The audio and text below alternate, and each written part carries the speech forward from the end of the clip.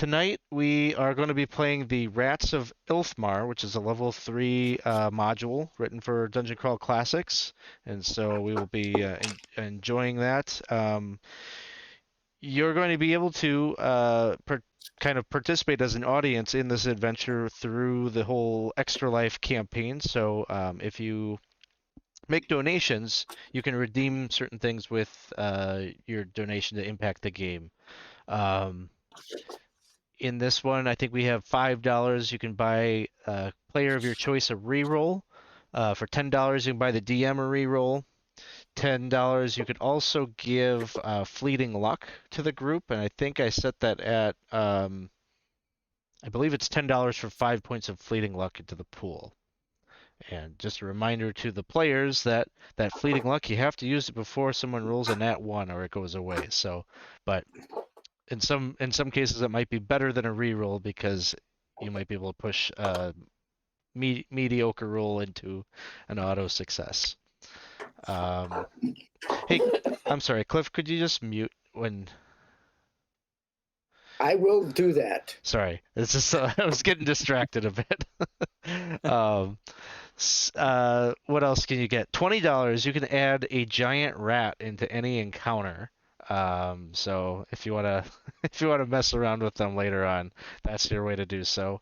And then if you've followed this campaign at all, you know that the characters, specifically Mickey, had like this task that was given to him by the Hates some time ago, and he didn't succeed in doing that. And so for $50, you can have the Hates uh, mess up their day basically. So that is on the Lovely. table too, and I think some people were excited to see that. So you know, that seems likely to happen. So those are the donation things. If you want to donate, the way to pull up the page here is !extra life, and that'll pull up the donation portal there. The other thing I need to mention is we are doing a giveaway tonight. I'm just always just blown away by the generosity of our group, and so kind of as a um, I don't know, a way to commemorate. We crossed over $1,000 raised so far. We're going to do a giveaway tonight, and so we've got a couple of different things that you can get. We've got these quarter zip pullovers. We've got 20 sides t-shirts, 20 sides zip ups, hats, and beanies, I think, are the different things. So your choice. If you win, I'll let you choose like what thing you want. And then I should have pulled this over earlier, but here it is. I also have a number of copies of the Goodman Games 22. I've got my thing is a little blurry here, but I've got copies of the Goodman Games 2022 yearbook that I can send along with whatever piece of apparel that you get, which is a kind of cool book. It's got some different essays, lots of photos of all the different conventions that Goodman Games goes to, but it also has an adventure that I wrote, and so I have a couple of copies that I wanted to get out there, so I'll send that your way as well. If we hit $1,500 raised tonight, I will do 2 additional giveaways, so a total of 3 if we meet that milestone. So we'll see. We'll see if we get there. How do you enter? You can see that some people are already entering, but basically just type !ticket into the chat, and that would get you into the giveaway. Just be present here at the end of the stream, and we will do the polls for that. So you do need to be present to win. And there you can only have 1 ticket. So I could probably figure out some method of like weighting tickets and donations, but I can't figure that out. So it's just 1 ticket per person, and anybody can enter. That's how we do it.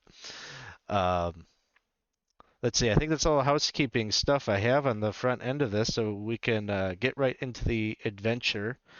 But maybe before I do a little exposition here, we should probably do some character introductions for anybody that hasn't watched any of the other 20 sides against Lankhmar games. So if you want, we'll just go around and each of you can tell us a little bit about your character, maybe some of the notable events that transpired for them in past adventures, and just kind of what is your character all about?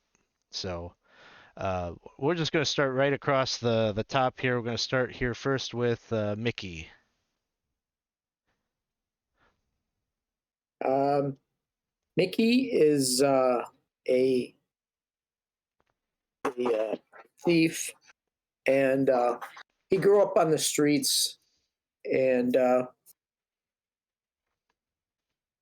he got into trouble early in the adventure, and he had to skip town. Unfortunately, uh, he got trapped as a slave of sorts, and was sold, um, and put on a slave boat. Um, so that's how he started out, and he actually took the identity of another individual who um, was died at some point, uh, but he has completely uh, uh, taken over that identity as Mickey. Then, uh, Yes, the whole story of the second Mickey, in part, was a lost character sheet. So I was wondering a little bit if it's been so long since we played, if we're gonna have a third Mickey show up on the scene. no, I still have the last That- one that I had. So. That's good. Oh, we just had a donation come in from Asa Downing to the incentive Fleeting Luck. So you guys have 5 Fleeting Luck in the pool to start. Thank you. Thank you. Thank you very much. Thank you so much. No for the ones. No Don't roll ones. once. Thank you so much. Really appreciate that. Awesome. Thank you, Mickey. Let's go next to Wes. I'm playing Wes Veers, a thief rogue as well. Wes, I've learned through my story that I'm the Mad Duke's bastard, and that's kind of what got me into this mess. And I think I slept with his son's girlfriend or something like that, so it got us even more trouble. Wes is trying to hopefully rid Lankhmar of all these different syndicates and crime, and he wants to turn it into a better place, but he still just wants to kill people. So it's kind of a battle within. So, but yes, he will be doing hopefully some good tonight and slitting some throats. So I look forward to it. Awesome. Let's go next to Alef.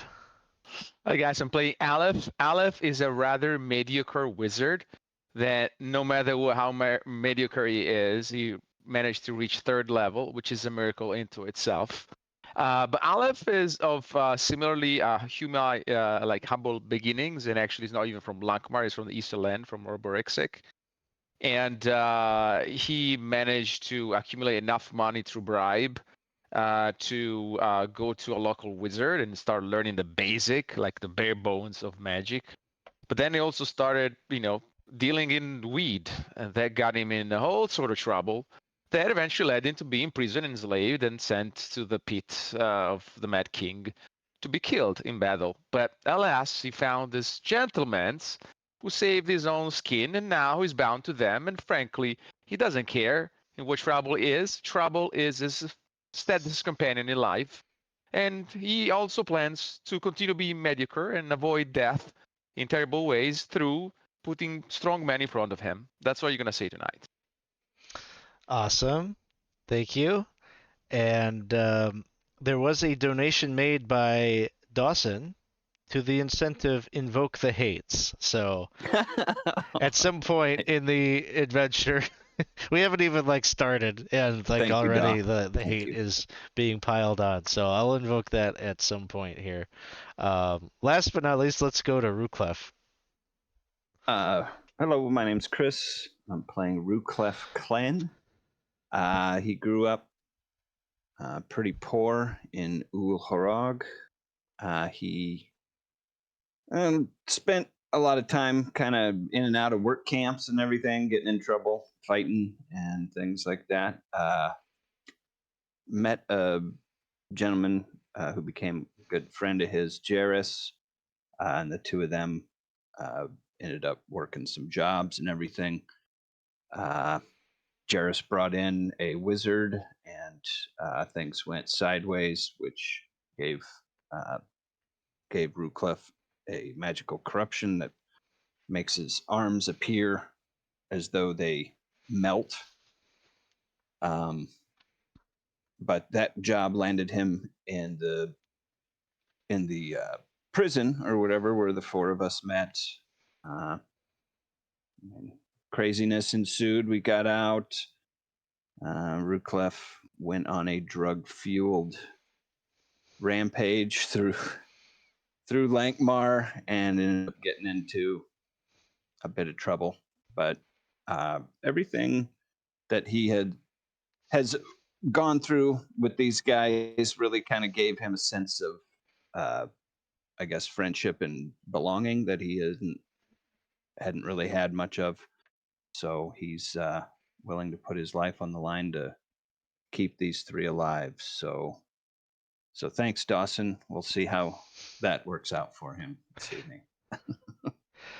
Awesome. So, previously in our tale, the four of them had most recently done a job to help kind of defend this little theater that did a lot of lampooning of nobles and such. And part of kind of the subplot of that was Mickey had early in the campaign made a deal with the Hates that he would deliver basically a dagger to the heart of this one fairly foul character, not necessarily a prominent noble, probably notable only in that he was the nephew of the Overlord of Lankhmar, and this group had a lot on their plate, and it just never really became priority to deal with him. There was like a slight opportunity to deal with him during this other job where they were helping this theater out because he was one of the attendees that was there to watch the performance. But the Hates had sort of become a bit impatient with the inaction for their request. And so they altered the deal and basically said, Mickey, if you do not kill them before these others, I think they hired the Slayers Guild basically to take care of the job. And their deal was if the Slayers killed him before Mickey did, then Mickey would become sort of in their crosshairs. So, the party was there. He did, Lord Snarv Christomerces did die, but it was not at Mickey's hands. Otherwise, the job went fine, and they managed to defend the folks there at the theater.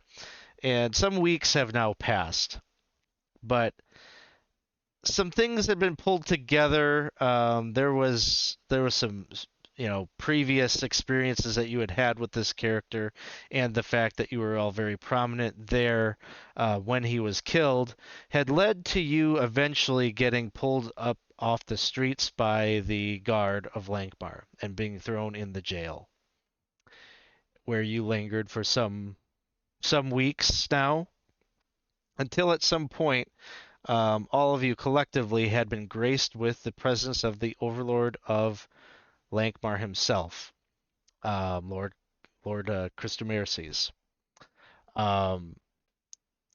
And he would, you would have, somebody in this group would have mouthed off to him and said, we're innocent, we didn't do this. And he'd say, yes, yes, yes, that's for the wheels of justice to figure out. I'm really here I don't, he wouldn't have really cared much about his nephew. He was nothing to him. But it was a good excuse to blackmail you into some work that he needed done. And so the job, as he would present it to you, is that if you would take up some community service for Lankhmar, perhaps he would see to it that your case might come across his desk, and he would just kind of give you a blanket offer of clemency for not just this one wrong, but any of the previous wrongs that you might have done that they might pick up dirt on you for. And you have committed a number of crimes while in Lankhmar, and so this seems like probably a pretty good deal. In addition, he's willing to pay you. So, 150 gold rilks each, which is a large sum in the context of Lankhmar. So, what are the details of this job? One second, my Alexa is talking at me. 150 rilks. Yes. Nice. So, basically, the job is one that is important in the safety and security of Lankhmar, the survival of Lankhmar. And he would probably go into grandiose kind of talk about how important this job is. And he would tell you that his spies abroad have informed him that a lost relic sacred to the rat god of Ilthmar had recently been discovered and has been returned to the rat god's followers in Ilthmar. This relic is the left hand of an obscure saint that is beloved by those cultists, that group of worshippers that revere that patron. And it is said that this relic has the power to rot grain and summon gnawing vermin, which could devastate the food stores of Lankhmar, which is basically the breadbasket for not just the city, but for the region.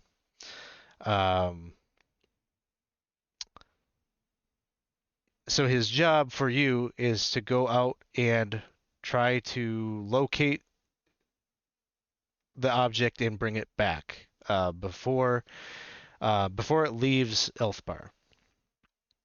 His spies have identified that it is currently in the hands of the priests of the rat god at a temple that is down near the docks in the city of Ilthmar. There is a pretty short timetable that you would have in order to obtain it, because there is a religious holiday that is on the horizon, and on the evening of the Day of the Rat, there was going to be a huge ceremony that the cultists are going to perform, and it is after that ceremony that they believe that the hand is going to likely leave Ilthmar, and by whatever means that they choose is going to leave the city and arrive by some means towards Lankhmar.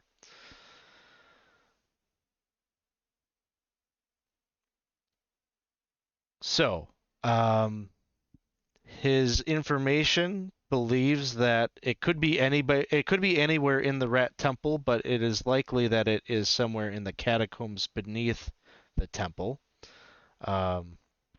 So essentially, your mission would be to infiltrate the complex that is the temple and find a way into its subterranean lair and find the relic and be able to get out with it, hopefully with your lives intact, and be able to return it back to Lankhmar so that they can, the next step would be, how do we properly dispose of this thing or destroy it or whatever the case might be. But that's sort of like the broad strokes of the job. The Overlord would have secured a boat for you. The idea is that you would take a ship and take the Great Sea, and kind of get into Ilthmar right there at the docks, and and disembark there. Is there any questions that your group would have had like prior to departing?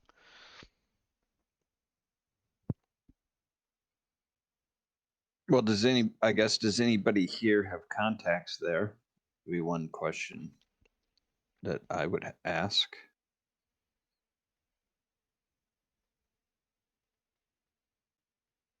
Wes, Contacts Mickey? where? In Ilthmar? Well, there's a branch of the Thieves Guild just about in any city, so they wouldn't know me personally, But you could contact them. I mean, the Thieves Guild, I guess, is overarching, not just within a particular city, but it's the same guild city to city. well, I wouldn't think it'd be the exact same guild. They're kind of loosely connected, though. But, Gotcha. I mean, some of the higher ups know someone else in the other guilds and could contact them. Whether they would do it for me, I don't know, but I could try. I'm not familiar with this Ilthmar, but it should have enough scumbags that could use some coins, so we can always pay for their information. True. Yeah, that'd be more direct, I think. And if it's an entire complex, I mean, it might be. I'm not really the a planner or whatever, but it probably wouldn't be great to just kick the front door in and go. Maybe get do these priests of this rat god, do they have particular vestments that they wear that we can purchase or have made or something so we can get in that way? Um, I'm not sure about that. Does anybody else know? I would ask the Overlord if that is anything that they know of. He would tell you that they wear oftentimes masks that are molded to look like a rat's face. Didn't some of you take stuff from the rat people on the ship early on? I think so. Yeah, we did. So I mean, I Would- think like you guys actually have like firsthand experience with these cultists. So in terms of like, could you cobble together some disguises? I think that is certainly within your capabilities of doing so. Okay. Because I think you even have some of those claw weapons that they were using. Right. That is true. Would we have any of our money left, or would they have stolen some of it, or because we were in I jail think for so long? a part of the deal probably is to hand over and return all your stuff to you, so you'll have all your stuff. Okay. All right. All right. And payment upon completion, I take it? Yes, the monetary reward will be given to you on delivery of the hand. I actually have some rat skin gloves. I don't know if the cult thinks about that, but Hard to say. You don't know a lot about them when their inner whether they would thinkings. be offended or whether they would.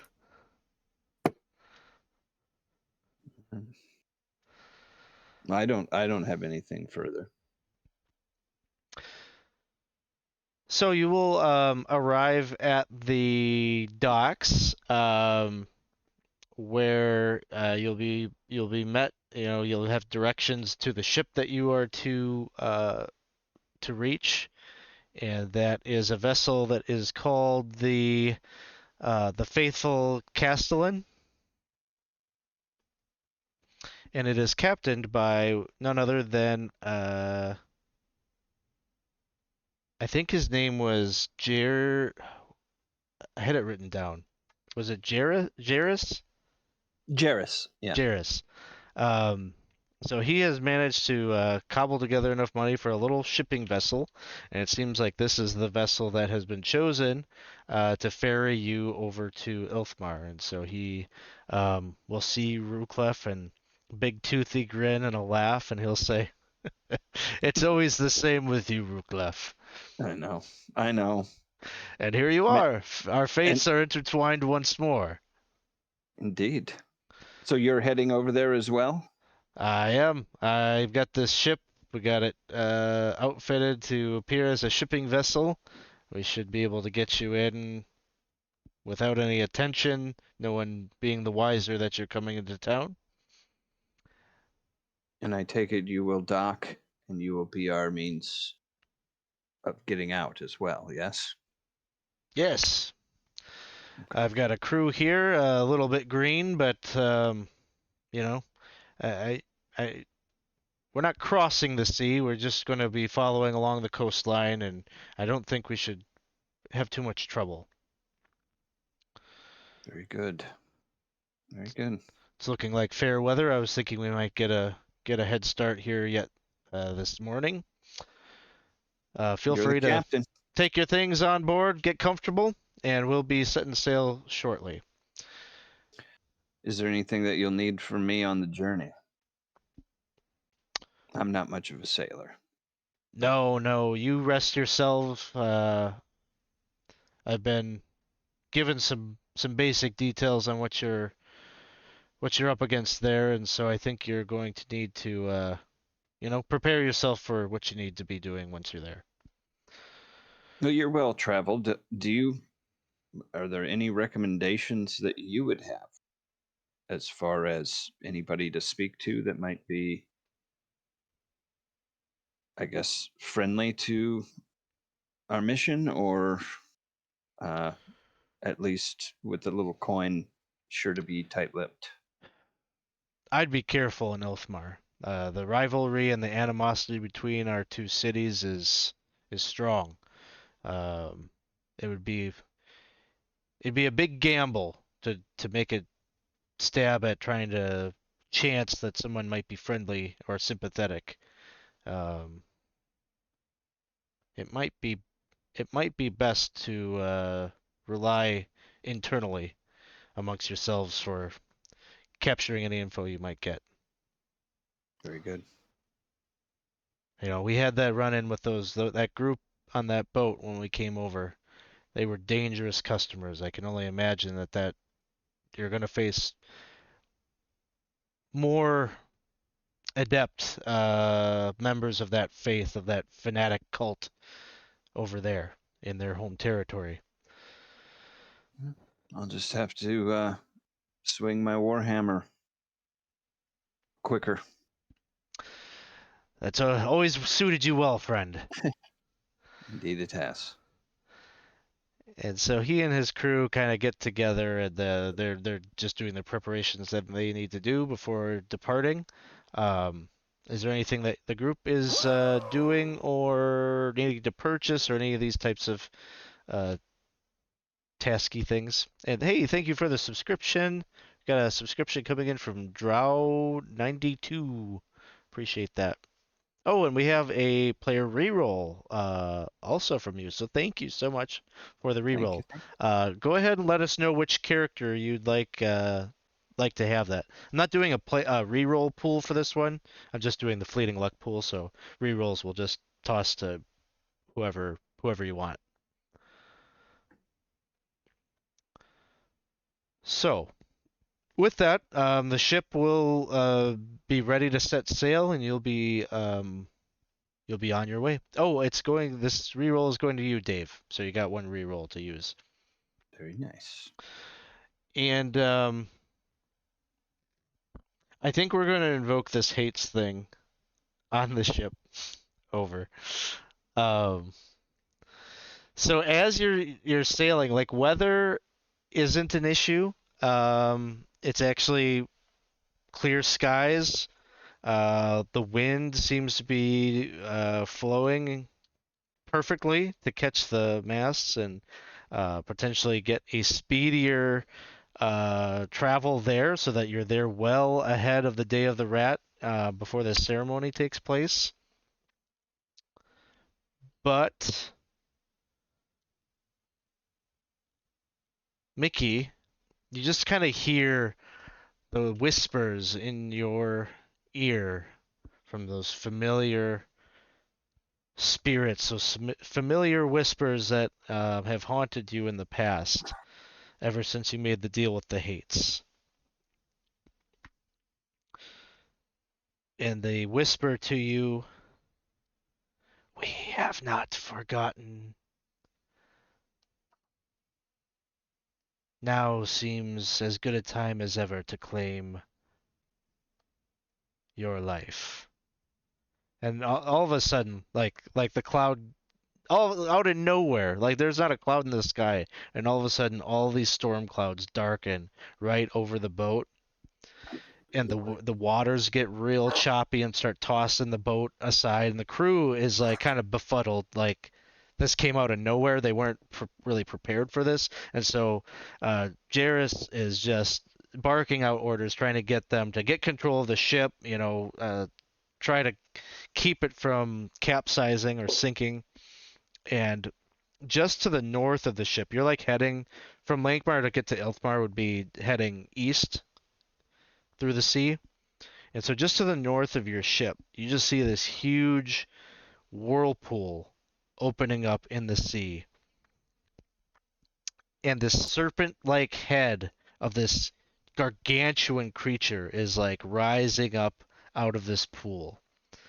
And Jairus is just like,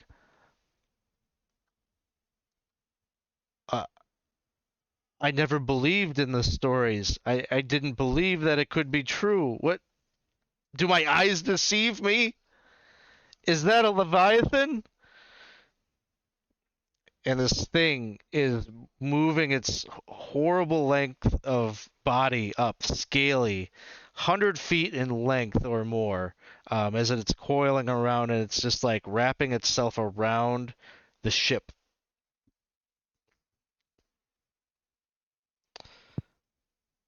Uh-oh.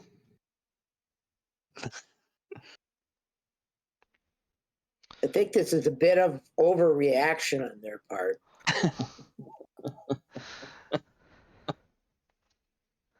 Well, Are they're we called all- the hates, not Yeah. the forgives. So Yeah. it's not, you know what it means. They Maybe we could really call them hold the a grudge. Holts. So what would That you was like a to short do? session. We're gonna throw Mickey into the Leviathan's mouth. That's what we're gonna do. So the No, crew, seriously. you see the crew is just like panicking. Like some of them are just like Don't tell them about that. they're scrambling. You see one of them like grabs like a harpoon and like chucks it at it, and it just like bounces off of its flesh. Mickey, I think you have to make another deal before it's too late for everybody of us. Promise anything right now. I don't care what. Just do it. I get down on my knees and I start chanting, please, please, give me another chance. Give me another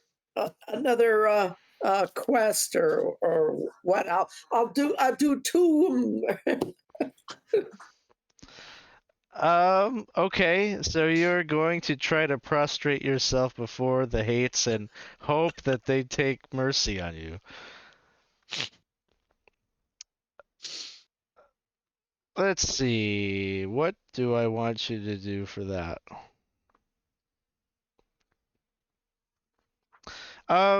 Why don't you give me a personality check? This is a really high number, but I'll say what's your bonus to personality? Your modifier. You get -1. -1. Okay. fleeting luck. You do have fleeting luck, so like Yeah. it's still We have possible. fleeting luck. And isn't there something? Doesn't he have like a hates die or something like that? He had one, but He I had think one. He doesn't have that anymore. I think since it's not his patron anymore, he doesn't have that. I'm reaching for anything here. All right, so the DC. He had a connection. He had a connection with Wes. with Wes. So Yeah, we Wes, have the if Pack I Hunter. remember, that could be something you can do to help out here. Yeah, I'll say Oh, I like can give him my luck, that right? you could burn luck for him. Yeah. Yeah, so I'll burn. Oh gosh, I'll burn 2 of them for you then, because you need this. Hey, And that's like double or something, right? I don't know if it's doubled. I could take a look. I mean, it could be. I just know I do remember that you could burn it for one another. So here, I got it on my sheet. Let me check quick. I can burn some of my own luck. I have a very high luck score, even though my You're personality. using a conditional here, Cliff. I would make it into a must. Yeah. Right. I would. Yeah. I will. Yeah. It just says I get to add my luck modifier to them, so I don't think I get to pick how many luck dice, but unless that's in the rules. But I only have a luck modifier of 1. Okay. Do you remember what the venison was called? Pack Hunter. Oh no, Split. I'm reading the That's wrong one. right, Split Soul Hero. Yeah, so the two halves immediately recognize their shared connection, even if they don't understand why. Venison allows each split soul PC to spend luck with, double the benefit to help the other. So each point of luck grants a +2 bonus to the assisted PC. And you're a thief, so you actually are, if you're burning luck, you're rolling your luck die for each one. So here's the deal. You don't have to burn luck, and like you can burn luck after the roll. So you may want to wait until you see what he rolls before. Okay. All right. And I'm gonna say that this is a DC 25.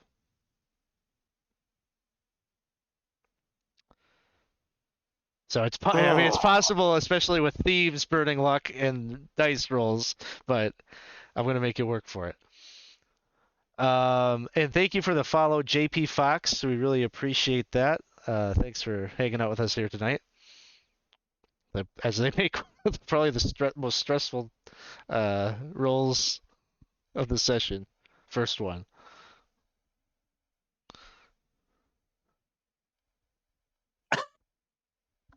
That good, huh? I don't think we're going to make up for it because I rolled a 2. I don't think I have that much that I can get up to 25. Well, You know? at least you didn't wipe out all of our fleeting luck. Yeah, so I wouldn't even.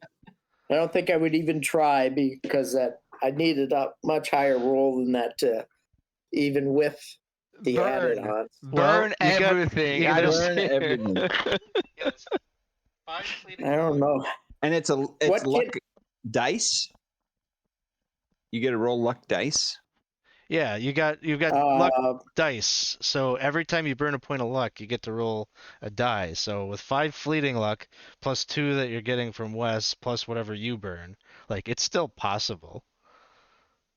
Yeah, and in level 3 it went up to 5, so it's a D5 now. So I mean, so do the math. I mean, it's percentages are there. Good thing is already you didn't roll a 1 because that could have been catastrophic.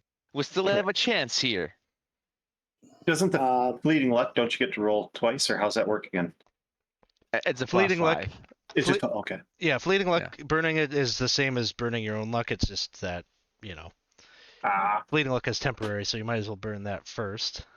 Oh, so he could burn all 5? Yeah. You're going to need to make 25. And then I'll burn what I have to do. Or do we just? How do you like playing Mickey? Mickey, roll 5 D5s. That's what it's gonna be, and then we'll see. I'm trying to find a D5.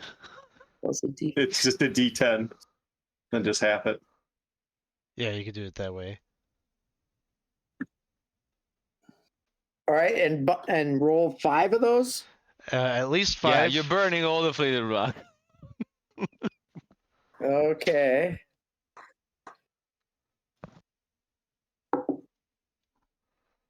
Okay, I rolled a 10, so that'd be 5 then, right? Yes.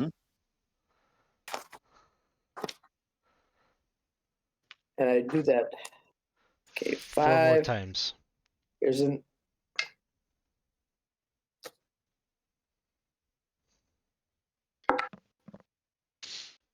What do I? If I get a 7, is that a 3 or a 4? Be a 3.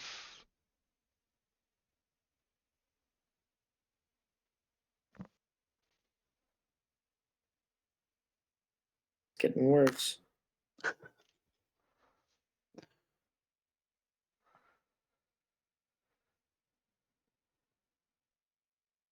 Okay. He's leaving us in suspense. Fleeting you luck. roll? 7's a 4. Fleeting luck has 12. Okay, so And you plus 12 to I, your 2, so you're at 14. All right. well, I have a -1 personality. Does that get taken off then? Yes. Yep. Yeah. So we're at 13. So we're at 13. All right. Dave's gonna burn 2, so let's see what he comes up with. That's a 10. So there's 5. 5. So you're at 18. And there's an 8. So there's a 4. So 22. So you need 3 more. So if I burn 3 luck, or do you want to still burn luck, Cliff? Or once he's done, then, or once Mickey's done, then it's only I have to burn my luck, or how's that work? I need you to get to 25. However you guys want to do it. Okay, I'll burn another Okay, one. well, since it's my curse to bear, I will burn 3 of my luck. I have a very high luck score anyway, but It doesn't look so that you have a very high luck, but perhaps I'm wrong. well, I have So 17, so I'll burn 3 of those. Bring me down to 14. All right. Well, you probably don't have to burn 3, right? Like your roll, because you get to roll your luck die. Oh, So you don't So- like Burn one literally for have, now. yeah, just Yeah. burn 1 and see like what you get. Like I'll let you do it that all way. right. 9, which is 4. Okay, yeah, So that would bring it that up would- to what we need then. Yes, yep. Okay. So, the hates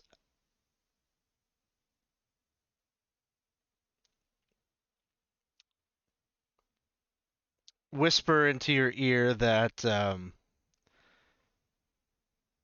they'll call it off. The Leviathan won't take your life, but it's going to take your boat. And with that, the Leviathan like contracts and it squeezes, and you can hear the hull like It's cracking not my and boat. breaking.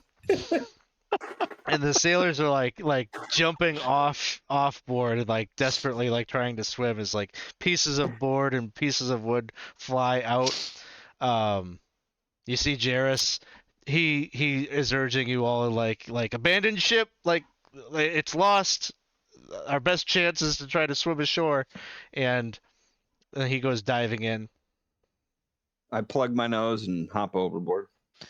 Is this the right moment to tell you guys that I don't know how to swim? As Wes is jumping over, he'll just grab Alef by the hood and drag him. Grab some pieces of wood. All right. So I think here, why don't you each give me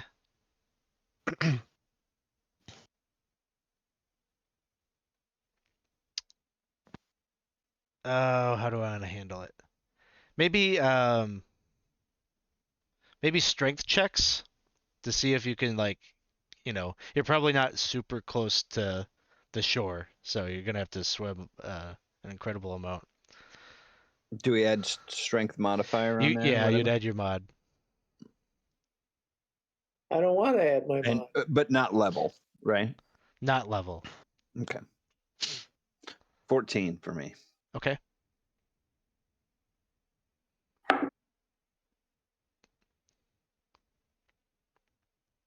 Do we have any 8. fleeting luck left? Actually, We Jenna do just not. redeemed add 5 fleeting luck to the player pool, so you have 5. Thank you, Jenna, Thank for you, the Jenna. donation. I got a reroll from Dro. Can Oh I use my yeah, reroll? yeah. Use your reroll. Okay. Because I got a 2. I got a 10. Okay. Alef, I think you're kind of getting a bit of an assist here from Wes. Yeah, I rolled a 6 minus 1, 5, so I'm definitely gonna burn some of my luck here. Okay. Otherwise, I'm gonna go down. So the number I'm looking for is 14. Um, Alef, I'm gonna make yours less, and I'm gonna make Wes's higher, if that makes sense. So Wes, your number is going to be you get a reach of 16 while you're helping Alef, and Alef, just to like not make it extra work for Wes, you need to get an 11. Okay, I need 6 more points. I guess 6 points of luck are being. I will use 3 of the fleeting luck Okay. and 3 of my own. Yeah, it's just the thieves that get the D5, right? Yeah. Yes. Not me. Oh, that's right. Not That's me. right. Okay, I was like, holy cow, that's a lot of luck. I gotta do if I want to survive this.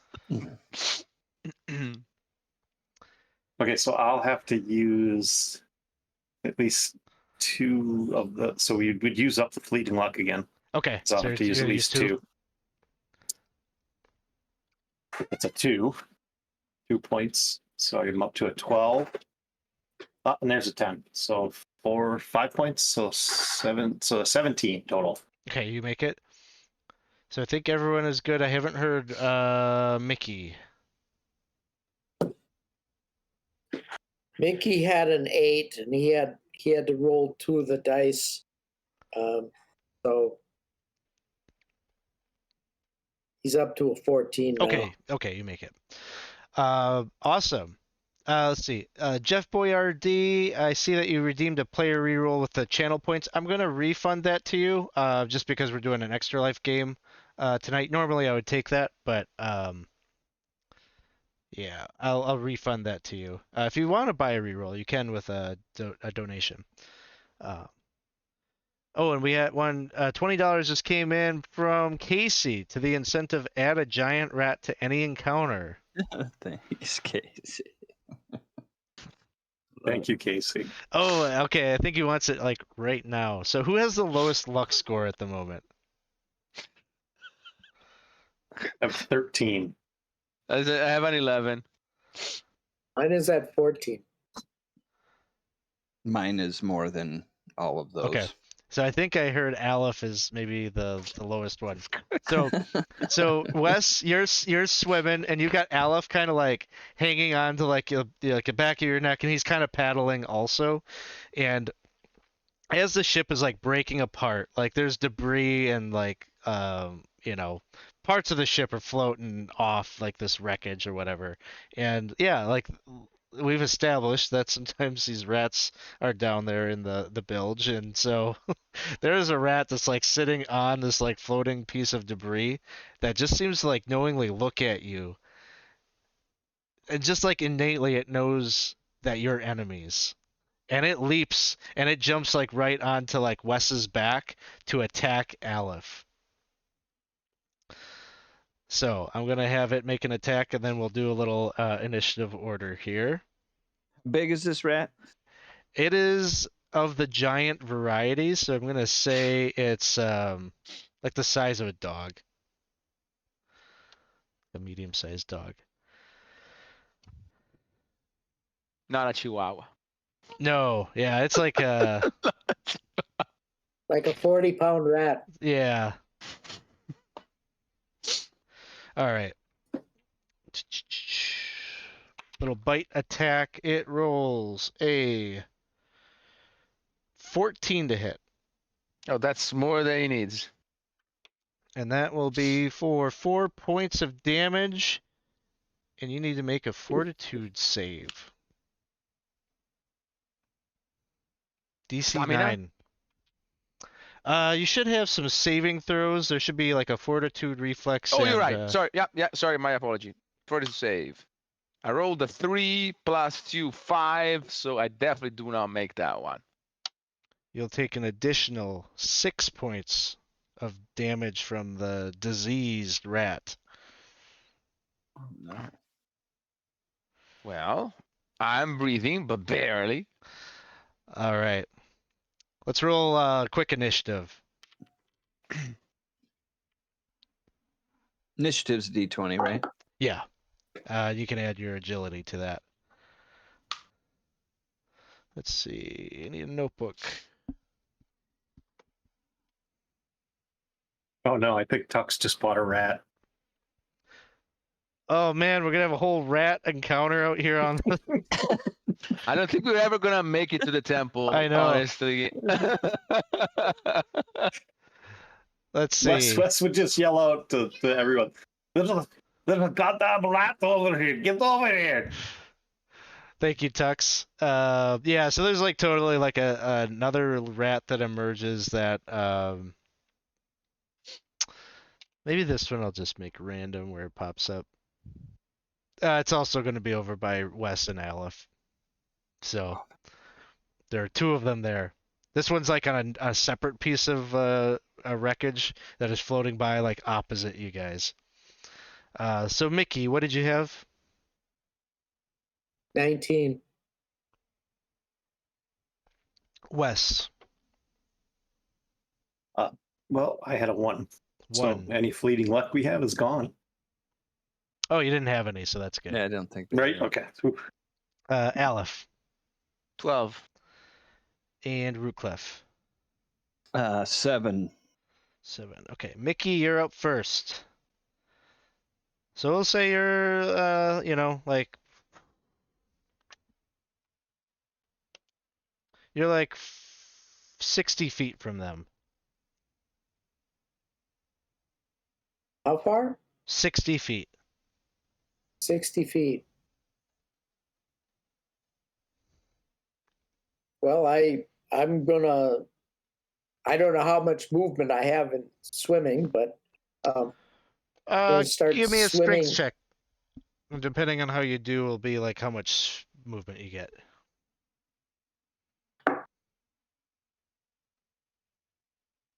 13. You can move your full movement, so if you got like 30 feet, you can move 30 feet closer. All right, that's what I'm gonna do then. All right. Next up would be giant rats. One of them is going to attack Alef and is going to hit. Then I'm dead. Is down. The other one is so that was the one like on Wes's back, like is just like gnawing at Alef, and then the one that is like on this piece of wreckage is gonna leap out and like get in the water and is paddling in the water with you, Wes, as it tries to bite you. That one is a 16 to hit.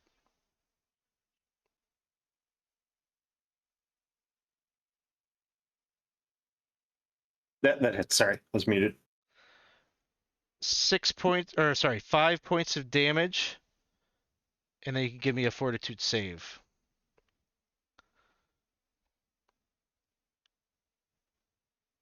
So it says a 1 save, and I rolled a 4 on the die. Says a 1. So it's probably a +1. Oh, +1. Okay. All right, so a 5. 5. So you take 2 points of extra damage from the disease. Okay. So things are not looking good over by Wes and Alef right now. Wes is trying to swim with kind of literally dead weight right now. As we move over to Alef, who's out. Ruclef, you're 30 feet from them. 30 feet. I'm moving in that direction to the best of my ability. Strength check? Is that Strength check to see how much of your movement you can get over there. 14. Okay, you can get over there. It looks like Tux is feeling some remorse here. He's just added 5 fleeting luck to the player pool. So thank you, Tux. Thanks, Tux.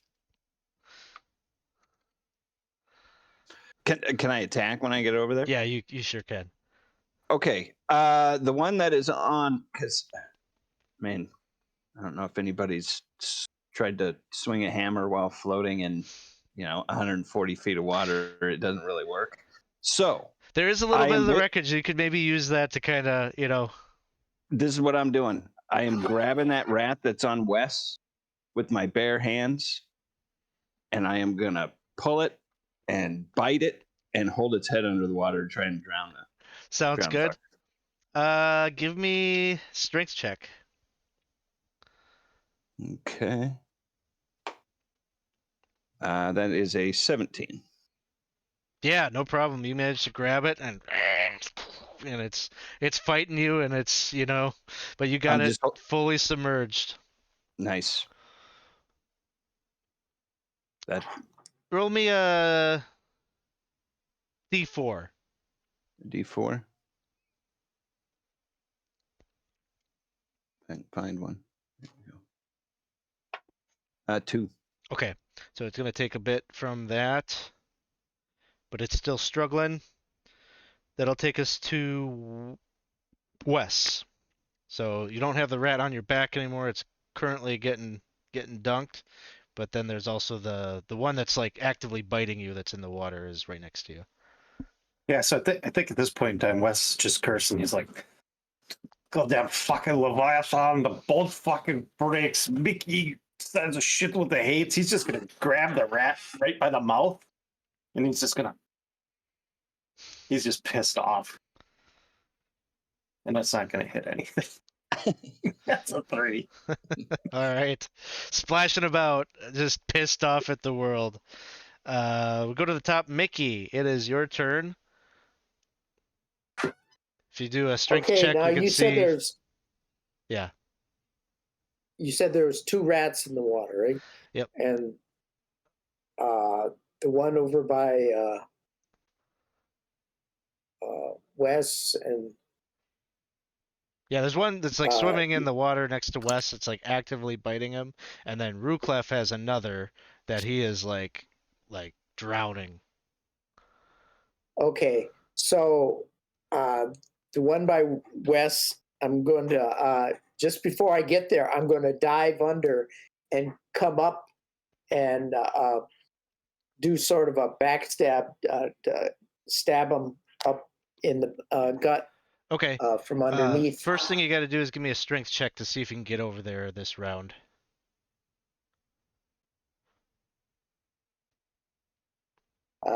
11. Okay, yeah, you can get your full movement. You can do just as you say. You dive down, coming up with the dagger. You can make your attack.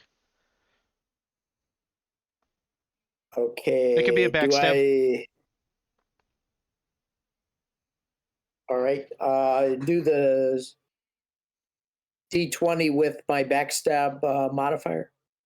Yeah, add your backstab to your attack.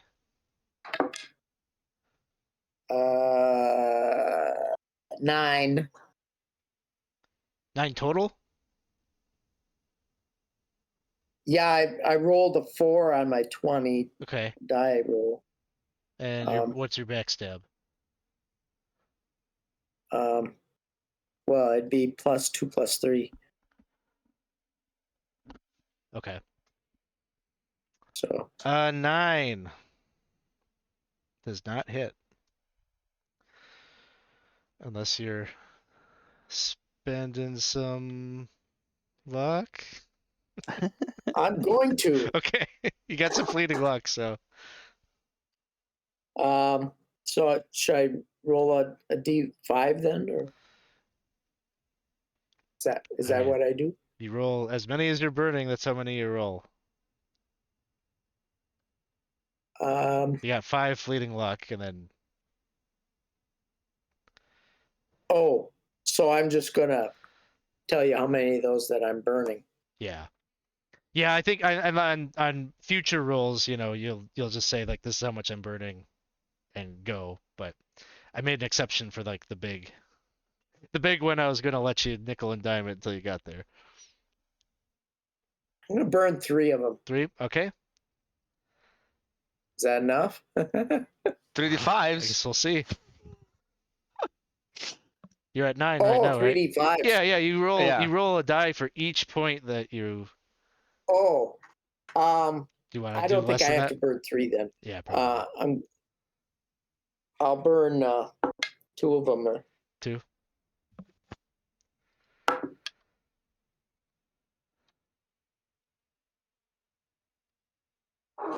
That'd be adding a 5 onto my 9, so up to 14. Okay, that'll hit. Okay. All right. So that's D10 then, and well, I'm rolling crappy. 3 points damage. That's enough. And so with the combined, it's inhaling all this water, and then you gut it, and it's like takes in that water, and the thing just starts to sink. That was the one that I had. Yeah. So 1 down, and then there's just the 1 left in the water that's biting at Wes. So it was Mickey. This giant rat is still going after Wes. Gonna take another bite. I'm gonna use this gold die that was helping me out so much the other night. And we'll see. Does a 15 hit?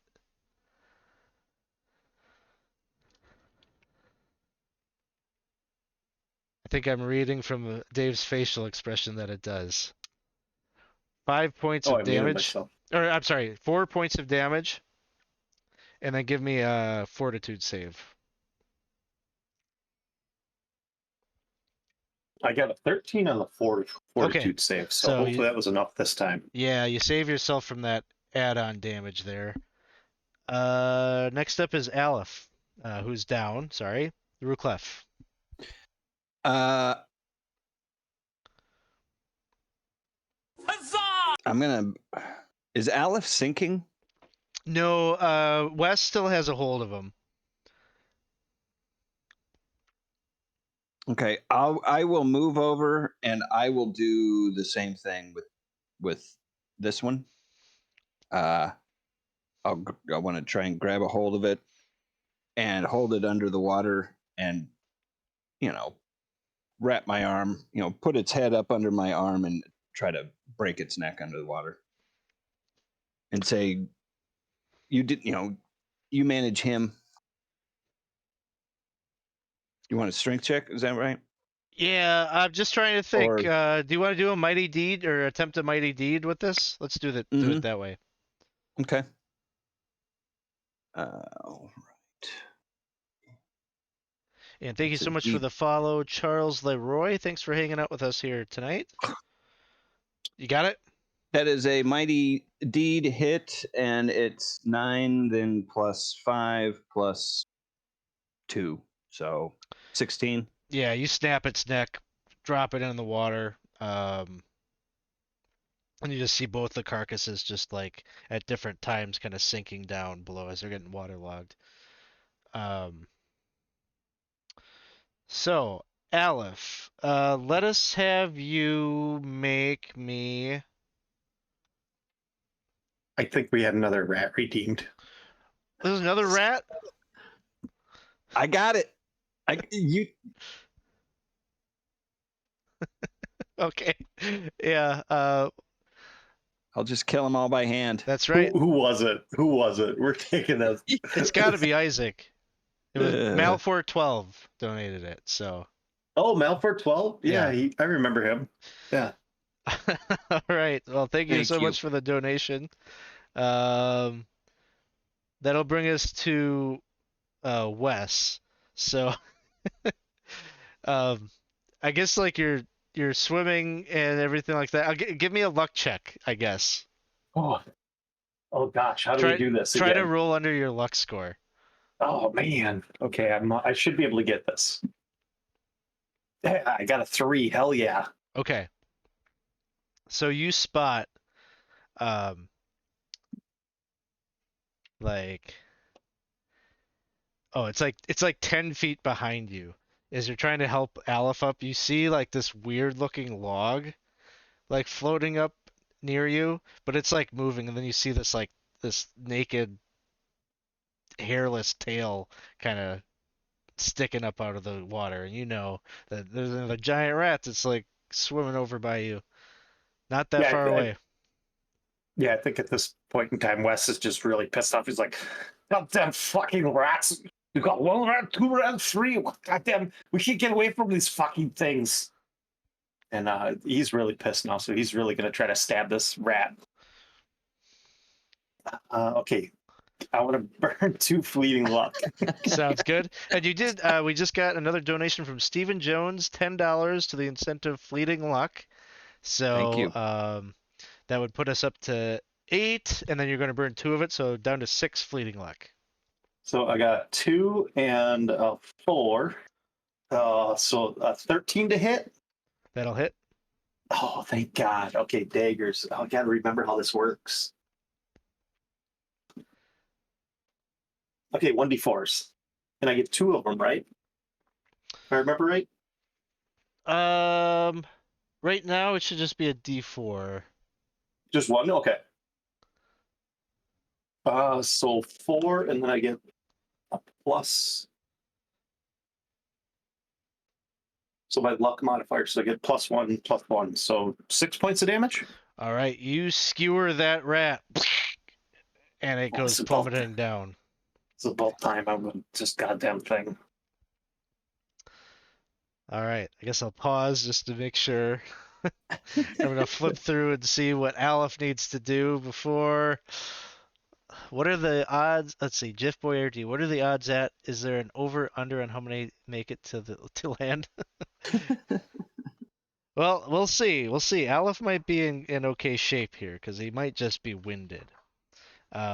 So let's have Alef make.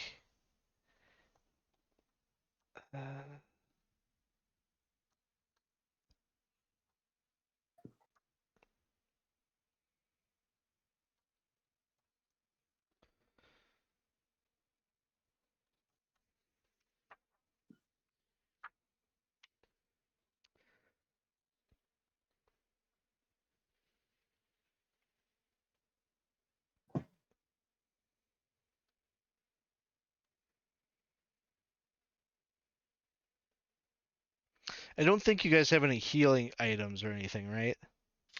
Aleph does have has 3 doses. Well, no, but that's to recover HP lost. So in this case, it wouldn't apply. Yeah, there was like that wine stuff or something. Yeah, that we had, yeah, right? but that's to recover. I'm not sure it would Yeah, apply I don't here. know if it. Give Was me it a brandy? give me a luck check, Al, if you want to roll under your luck. I did. I rolled a Okay. 6, and my luck is 11. Okay. So you're just a bit groggy, kind of, a bit of blood loss. You're gonna need some help getting to shore, but you're gonna have 1 hit point. And you're gonna take -1 penalty to.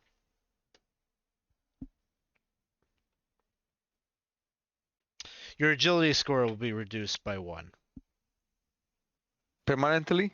permanently. Oh, wow. From 8 to 7. Great. So Great. This was our way back home too. yeah, it was. Yeah, Because we you haven't think even there's gonna be a way back home? Really? Yeah. we haven't even started the adventure yet. So thank you all for the donations. Add a little something here. So basically, the net effect of this is Jairus no longer has a ship. I'm gonna say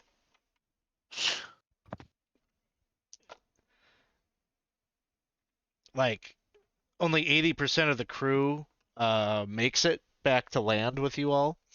Um, and so you guys are like halfway to Ilthmar.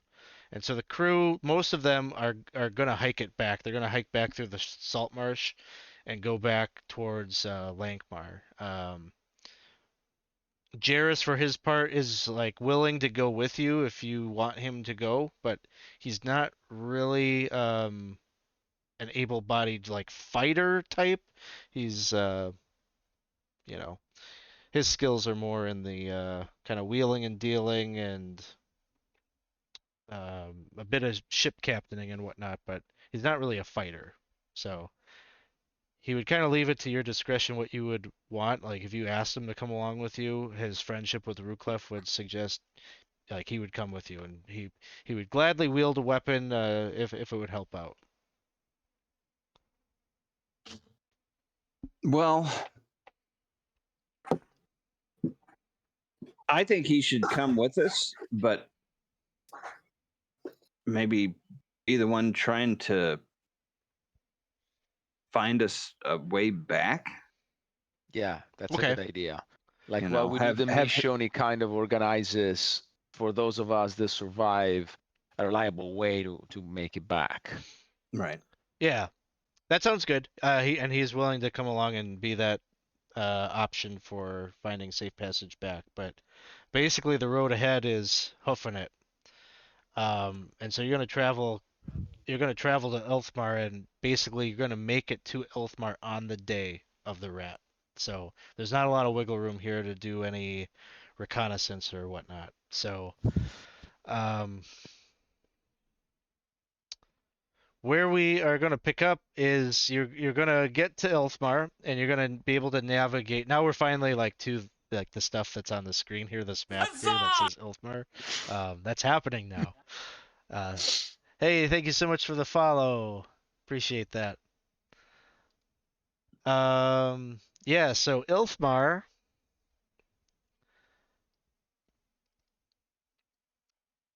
You're going to make it and you're going to follow the directions that you have down to the docks of the city, where you will find the Temple of the Rat, a large structure down by the harbor. Its central sanctuary rises 2 stories above the ground, while a smaller wing measuring a single story extends from the main temple just to the north of the structure. A 12-foot wall appears to encompass a courtyard or garden along the temple's northeastern side. There is a broad plaza with a public well that lies in front of the temple. The plaza sees steady traffic of Ilthmarts coming to draw water or simply passing through the plaza on other business. The sun is setting, and as night falls, so will the amount of foot traffic. As you observe the plaza and temple, you can see that worshippers are arriving at the temple.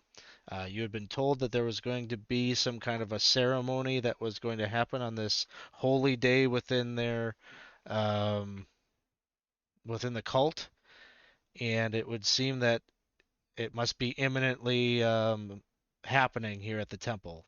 These individuals are coming in pairs or small groups, largely appearing to be of either 2 types. The first are clothed adherents. They're dressed in robes, seemingly made from woven hair. These types of individuals are barefoot, and they carry a slender willow wand whip. The second type of individual that you see appears to be church officials, maybe under priests or deacons. These are the individuals that are wearing rat masks, and they carry larger, more substantial ceremonial whips, but are otherwise unclothed. Like they're naked, basically, wearing these masks. So that's kind of like the rundown as you're on the street, like looking at the structure. Like that's kind of the activity that you see in this area.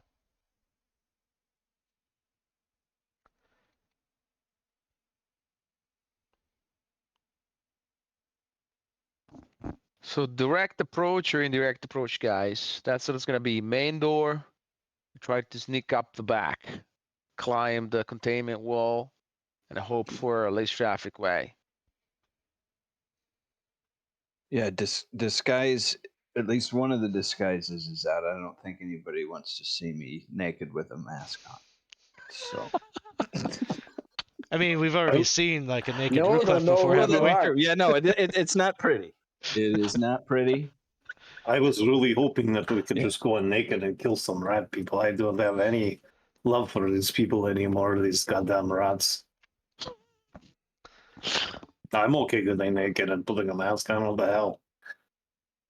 It's not like anyone's going to recognize us. I mean, I could wear the furs, but I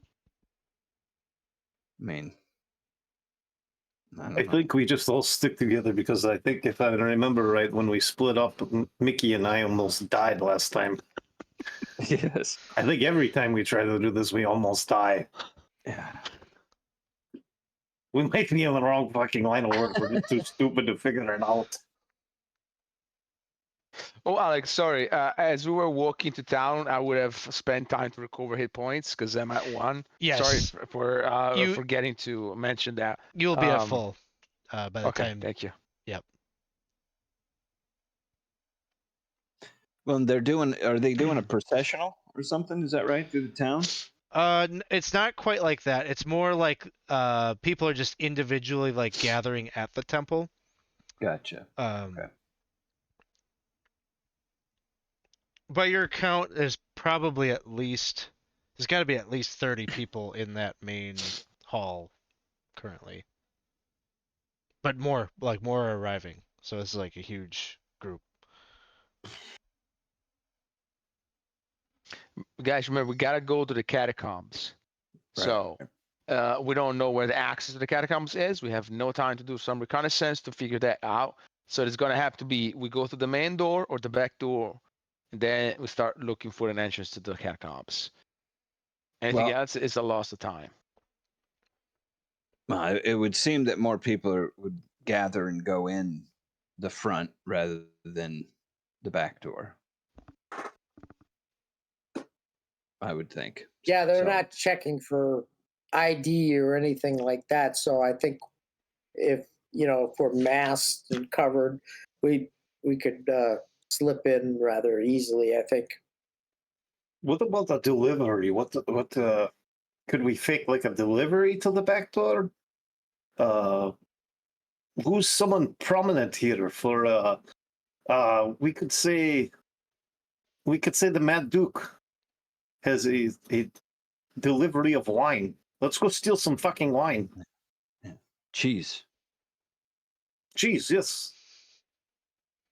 Or rats. Rats and cheese, yeah. Great idea, Ruclef. You're fucking genius lately. It's for the offering. And then if they call our bluff, then we slit their throat and let the fun begin. So there's probably like 45, 50 people in the main temple area at this point. All right. You know what? I don't think we have any time. We need to just go in the back door. All right, let's go. Fuck it.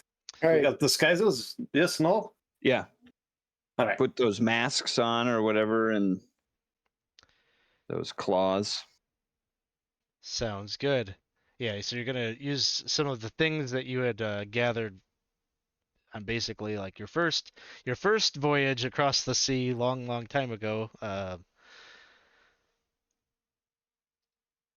I'm gonna put all this onto a different map.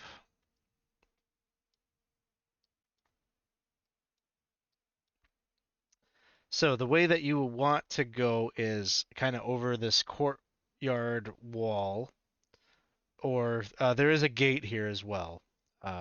Just a wooden gate that is shut, double doors, but it looks like the wall is scalable. My map is black. It may be, yeah, I don't know how to direct your focus up there. It's like up on the upper right area. Okay. Did you zoom out all the way? Mm-hmm.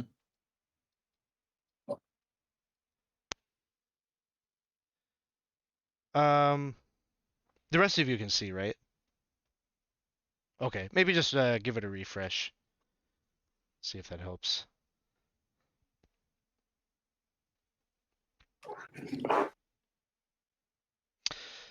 So, you got the door option or the wall option. What are you thinking as far as your infiltration method?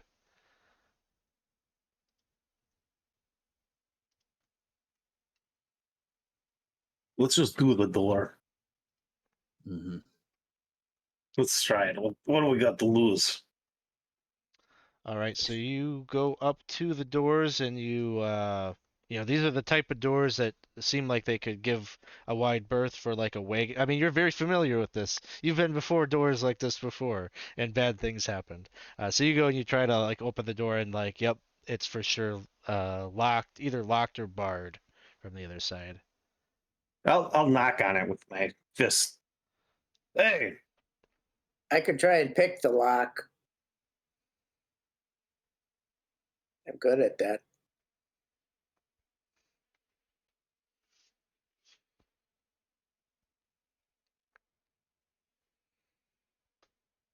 whichever. What are you guys thinking?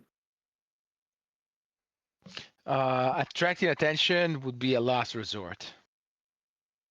I will try and pick that lock. Okay, give me a pick lock check.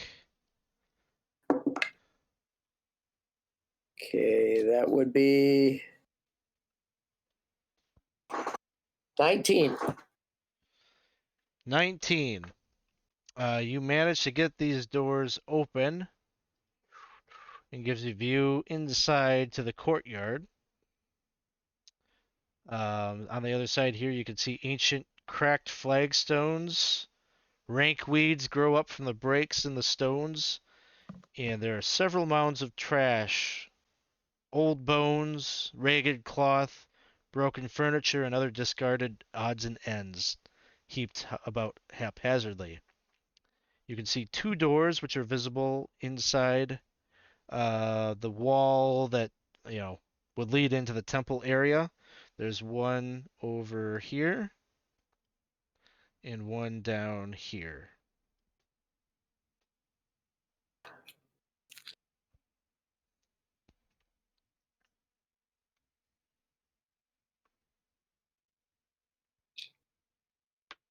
What would you Well, like let's to explore, do? guys. Well, at least it's a 50-50 shot here. So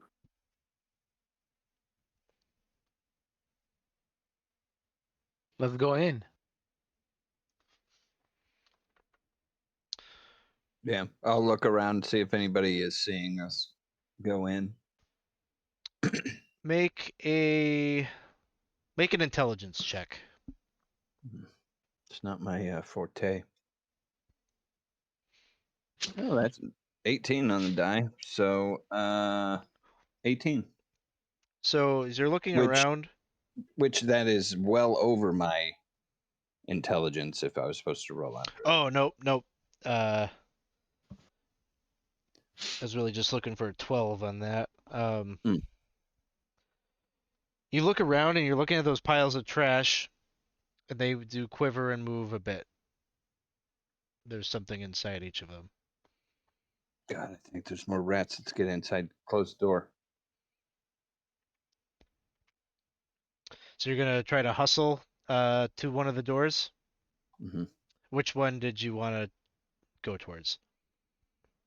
whichever one's closest. Then If I remember from the the map, there was like a smaller building jutting out of the main Yeah, one. Probably don't want to enter right into the temple. So I would recommend this door first. sounds good. So the group of you, I'll just move all the tokens over there, and you're hustling. You guys lead the way. I'll just smash anything that gets in the way. This door is open, and certainly as soon as you open it, like giant rats are emerging from these piles.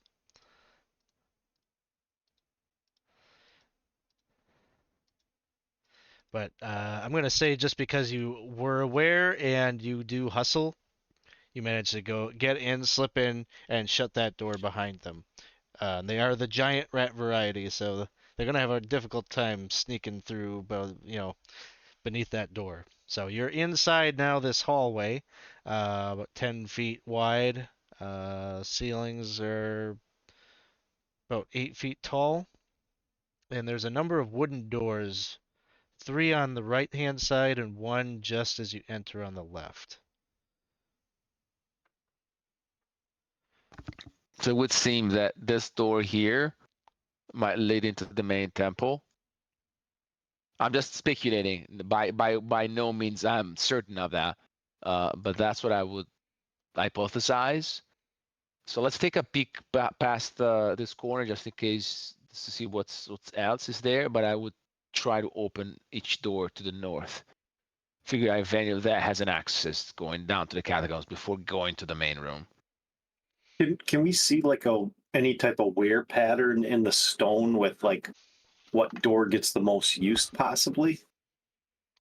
Um, it's all pretty even probably in here. There isn't anything that like makes it so distinct. Okay. The Or like floor. any of the door handles, do they look like they're used more often than some of the others? Is there like more wear on them, like hand greases and stuff? Ones that are rusted more possibly. No Make sign that says stairs or anything outside of the door. Yeah, I think on a quick spot check, I would say no. If you wanted to spend time to determine that, you could spend some time on that, but I think we're kind of in a hurry here, so what are you guys thinking? and you're just standing in a I hallway. think if you just go down to the floor and see what kind of a draft or smell is coming from each door, the catacombs would have a distinctive different draft or odor coming from it. Okay, so you got a few different ideas here. Is there someone wanted to sneak ahead and take a peek here? Yeah, I think I Alex will do that. Oh, you will? Okay. Yeah, I can do that. I can sneak silently too. Okay, give me a if they sneak want. silently check. 17. Okay, so you're moving ahead. I'm just gonna kind of get what everybody is doing like in this moment. How about Ruclef?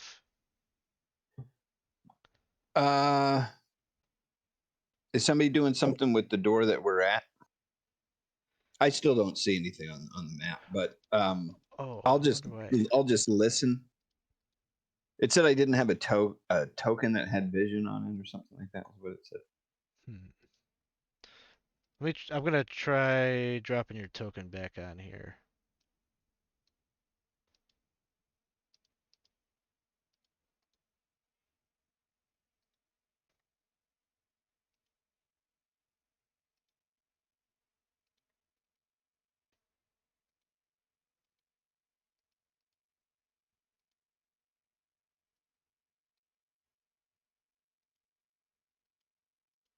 That help? I see a square around something, but the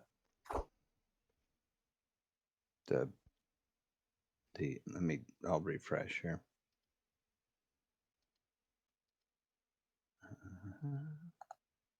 Oh, there we go. Okay, Right. I must have fixed it here. Sorry. Okay. You were gonna listen at this door? Yeah, I'll listen at the door while Okay. they're doing their sneaky stuff. Give me an intelligence check for that.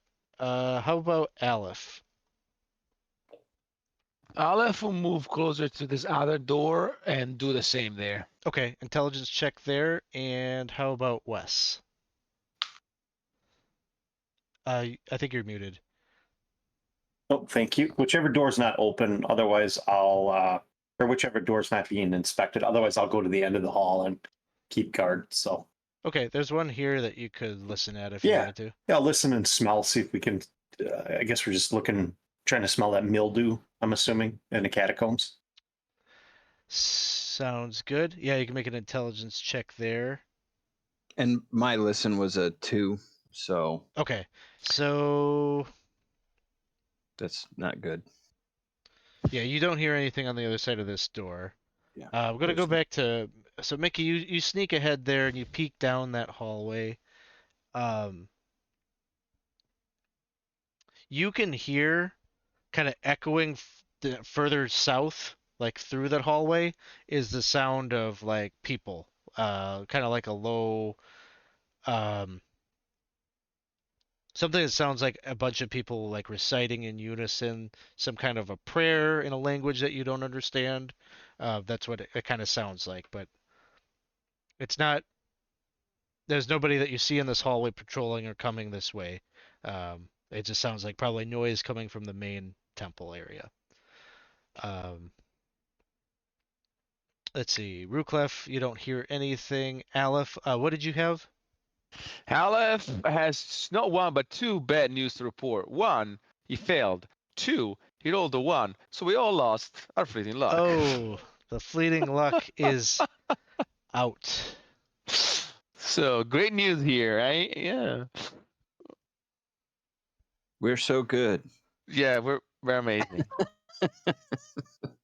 Mission impossible. Yes.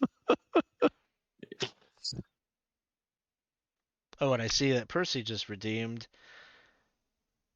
Add a giant rat to any encounter. We Thanks, haven't had Percy. enough, Percy. Thank you. I'm gonna wait until an encounter happens, otherwise this rat's just gonna get squashed. It's for the kids. It's for the kids. So you don't hear anything on the other side of this door. Um, make a luck check along with that. Try to roll under your luck, Aleph. And of course, when it's needed, I don't. Okay. So, double punitive is that not only do you not hear anything, but you don't hear as the guards open up this door to check on what's happening out here. And so, as the door opens, you can see that you are greeted by an individual who is wearing a leather hood, dressed in leather armor. And their leather hood is fashioned in such a way that it resembles like a rat's face with little eye holes peeking out of it. And so, of course, they have a giant rat pet named Percy in the room. It's got a little collar on and a little, little medallion around its neck that lets you know what its name is. And so he's in the group too. So we're gonna roll initiative here.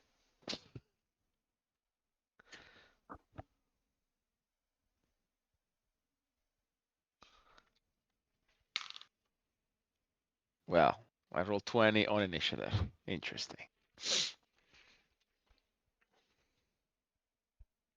18. All right, I'll grab your guys' stuff here in just a second. I got like 10 books open. 14 plus 4, 18.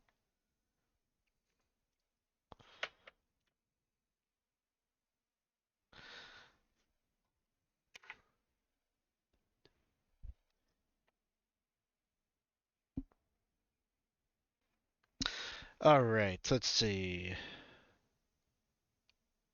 Wes, what did you have? I got a natural 20. 20. Ruclef. For initiative, Yep. 15. 15. Aleph. I rolled a 20, so 19. 19. And Mickey. I had 18. All right, we're gonna do. It's gonna be Wes, Aleph, Mickey, giant rats, Ruclef, and then the guards. So Wes, you are up first.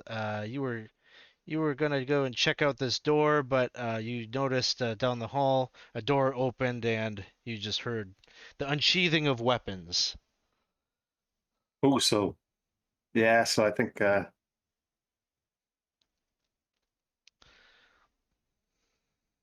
I would probably just fire quick. So I'd pull out my short bow quick, knock an arrow, and let it fly.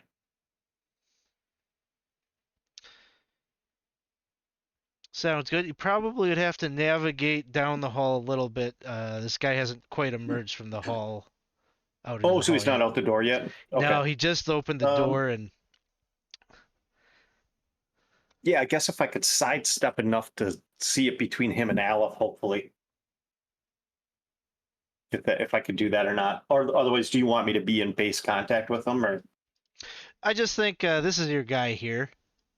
So probably, you probably want to step just a Oh yeah. little bit out, maybe here or here, so you can get a cleaner shot.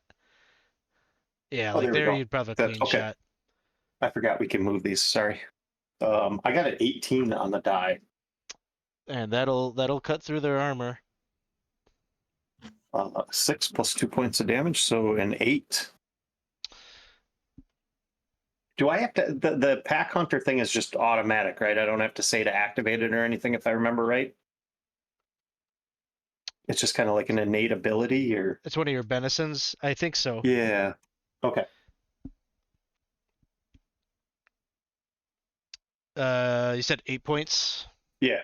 Double 8 points good. damage. And then I would just yell to Alef, "Get back, Alef! We're gonna get you!" Awesome. So arrow sticking out of his chest, and this thing he's got those very familiar ceremonial claws, and he just like whoosh, cuts the arrow off, and like still a stub sticking out of his chest, but he wants that mobility or whatever. So he doesn't seem too bad off. Alef.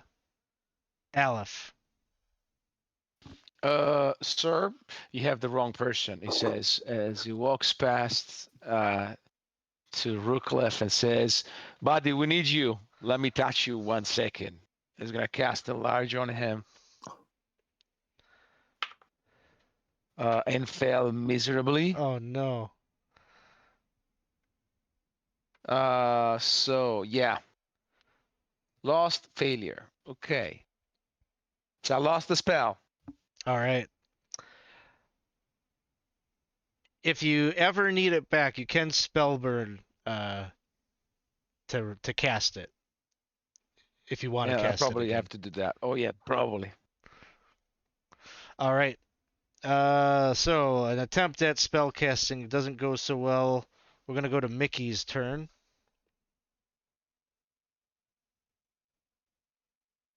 Okay, have they come out of that room yet? They have not emerged from the room yet. But he's right by the door. Yep. Can you see on the map? Yeah. So there's a guy All that's right right, in the doorway there. I'm gonna move close to the door here, and I'm gonna attack him with my spear since I don't have a bow or anything.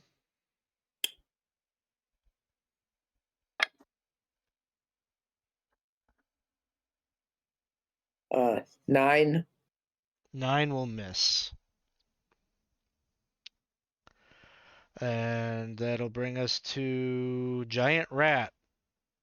Eagerly moves out into the corridor and wants to take a bite out of Mickey. Oh, but that one is gonna miss. That'll bring us to Ruclef.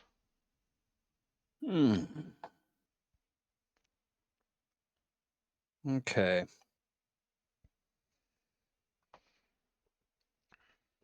I want to move here to Giant Rat.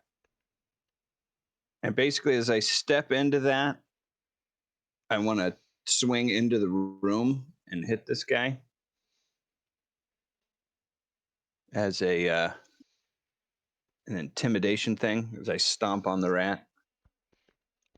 Ooh, Okay, that is a nat 20, and my deed die was a 10, Oh, okay. and 6 on the damage die. So I gotta figure out this. Well, that's a 5 on my I'm doing the D10 halved or whatever. Yeah. So, So um, it's a 20. It's a 29 to hit. so it definitely Is what it would hits. be. And he is definitely intimidated by this. Normally, I'd give him a wisdom save versus whatever you came up with on that roll plus the deed die, but there's no way he's gonna make it. So the net result is going to be.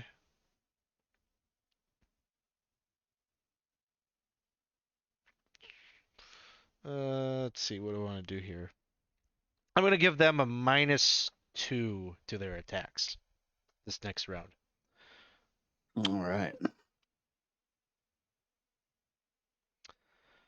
So it sounds like you crit even, right? Yeah, I did. So So what I mean, it's a ton of damage on the rat. It'd be 5, 11, 15 plus. I mean, I guess a crit die if you really wanted to do that. no, this rat's obliterated. Yeah, This it's dude squished. just jump right on him, poor Crush its Percy. head. And as soon as they see this big, huge warrior come into play, and also you can see them kind of hesitating a bit as they're tightening their grips on their claws. And that will bring us to the guards. So the one right in front of you is going to try to make an attack, -2 on the roll. But he rolls a 20. That's a hit, I think. So going to be 5 points of damage, and All right. then give a fortitude save. Fortitude save. That's 13. Okay, you make that.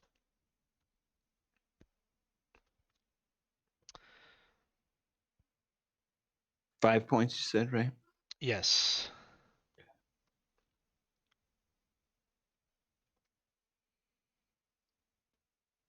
I shake it off. So I'm going to rule this. You're kind of intentionally blocking their exit, right? Like you're trying to block the doorway there. So Mm-hmm. they're all going to kind of gather up here. They're trying to urge their buddy out of the way.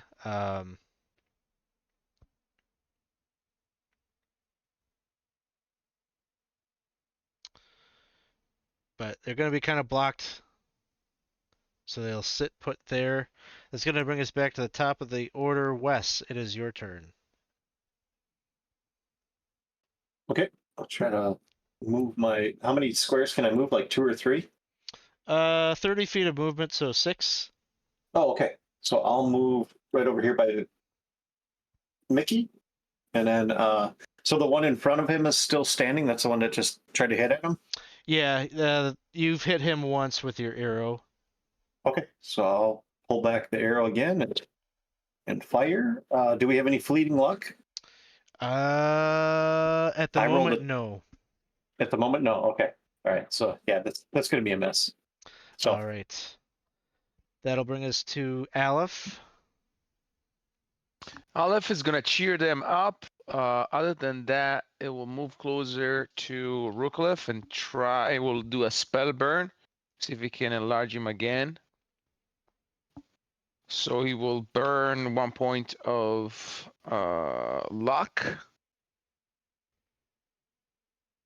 Can I use the luck to do the spell burn? Yeah. Or has to be Oh, okay. sorry. The spell burn has to be strength, Yeah. agility, or stamina. Strength, agility. Okay, let's do agility. Okay, and then we'll roll again. And hope that I don't roll like a shitty 5 like I did last time. Well, guess what? I called it. So I rolled another shitty 5. So lost and failure again. Dang. Ay, ay, ay. It would seem that the hates are still among you. Yep. And Dawson is saying it's time to invoke the hates. Oh no! They So tricked us. yeah, Yeah, we'll just take your ship. Nope. Alef, you're feeling that maybe the hates never left you alone on that ship. You're getting real angry as your spells are being lost. It's frustrating that you haven't been able to lend any assistance to your comrades here, and it's just boiling over the top.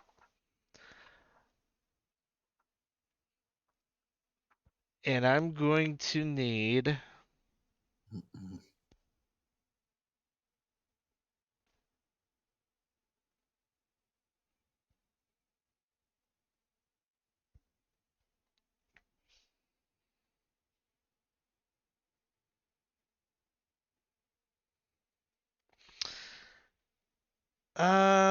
let's see. I'm gonna roll. I'm gonna roll to see what happens. Okay.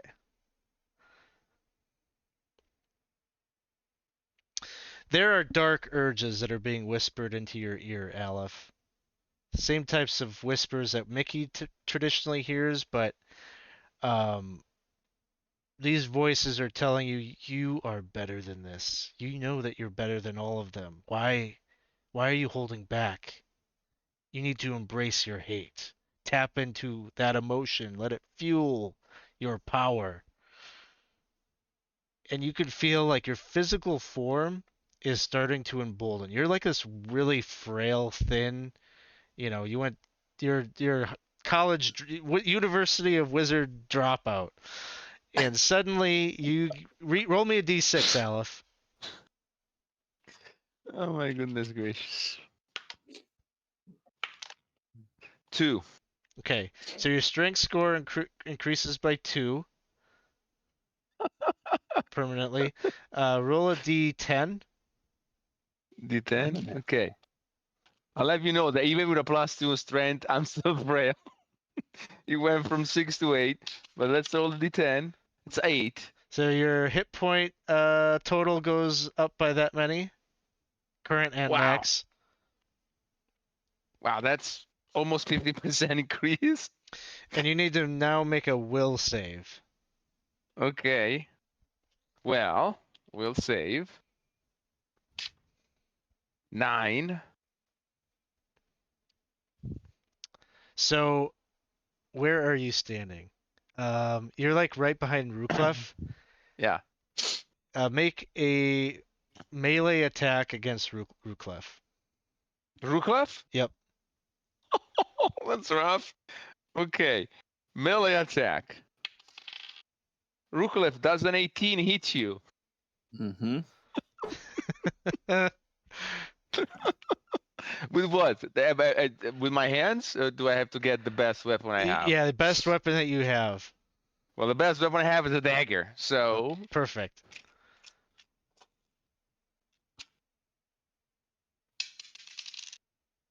I guess I cannot do less than 1 hit point, right? Yeah, yeah. So you get 1 hit point. Like I rolled a Ah. 1 -1, but anyway. You said your strength score went up to 8? It's still an 8. It's still Okay. -1. Yeah, but let's make it a 9. Let's say it's a Okay. 9. Just so Then there's a 1 hit substantial point. difference. Clear hit point of damage.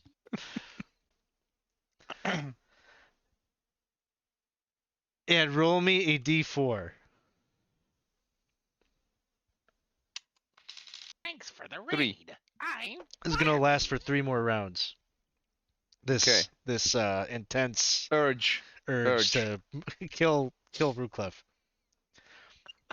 It's really not just Ruclef. It's just Ruclef's like right there. You just want to kind of kill like anybody, but right now your focus is on Ruclef.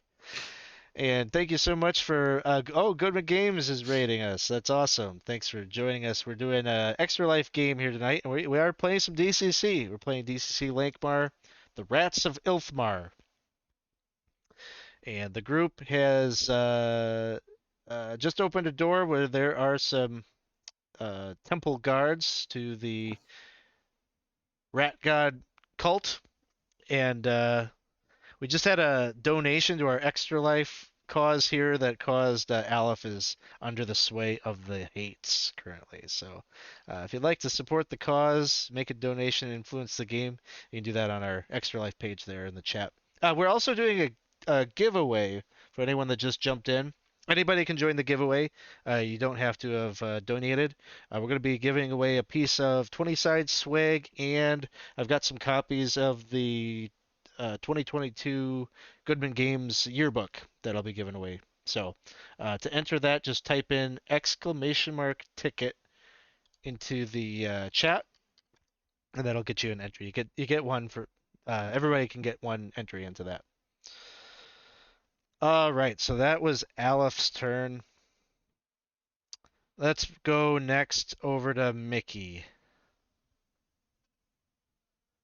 Okay, Mixie makes an attack into that doorway there with his spear. And it's 16. A 16 is going to hit.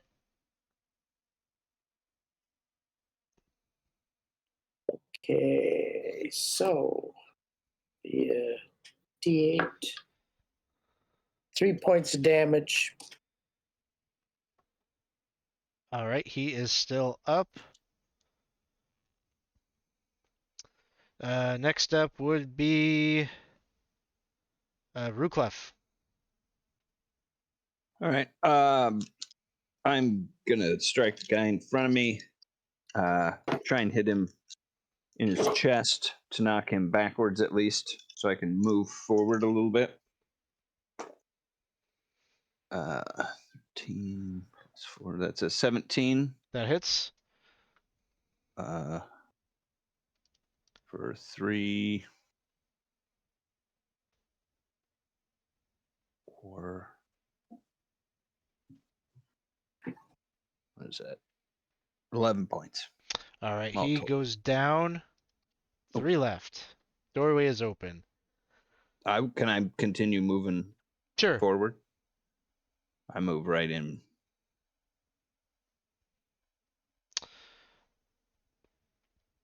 All right. With that, that will take us to their turns. All 3 of these guys will take attacks against you with their claws. Miss. This one is gonna hit with a 22. Mm-hmm.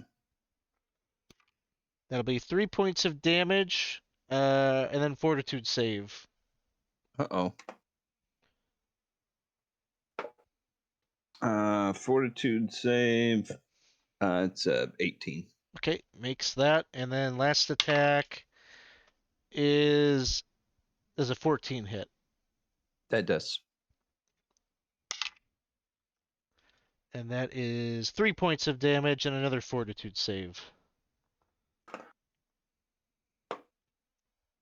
It's a 7.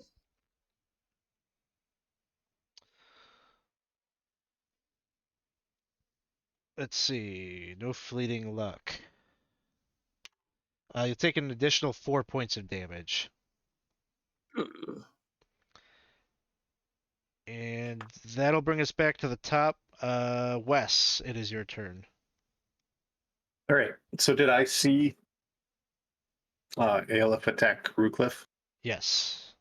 Okay, so I'm gonna go over by him and grapple him quick and take him to the ground. See what the hell's going on. All right. Opposed strength checks.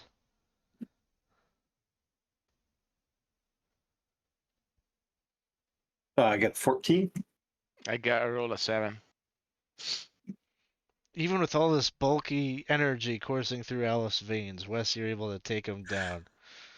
Yeah, I'm gonna kind of put him in the fetal fetal position. I'm gonna put him in a half Nelson there, get his hands tied up, and be like, what the fuck is going on? What's wrong with you? Something must be off. What's happened? And you Who can the hear fuck? you can hear a whisper now, Wes. You're so close to Alef that the whispers that he's hearing, you're hearing them too, and they're whispering to you, it's all Mickey's fault. Mickey compromised the mission. If it wasn't for him, you'd still have a way out of here, and things wouldn't be so bad. He's the problem. He's always been the problem. You can make a will save. Oh, it's like a +1. I got a 17 on the die, or Okay. 17 with the +1. Your twin soul connection to Mickey keeps you resistant from whatever this is. When you put it out of mind, nothing further happens to you. I'm just gonna lick Alef's chief and be like, "You fucking hates! You gotta mess with everything and screw it up. All we gotta do is do something for you. Why you keep fucking with us?" I'm gonna lick his cheek again. This is only pissing you off even further, Alef. That'll bring us to okay. It's Alef's turn. Let me go. It's Mickey's fault. I would have ripped his skin off his bones.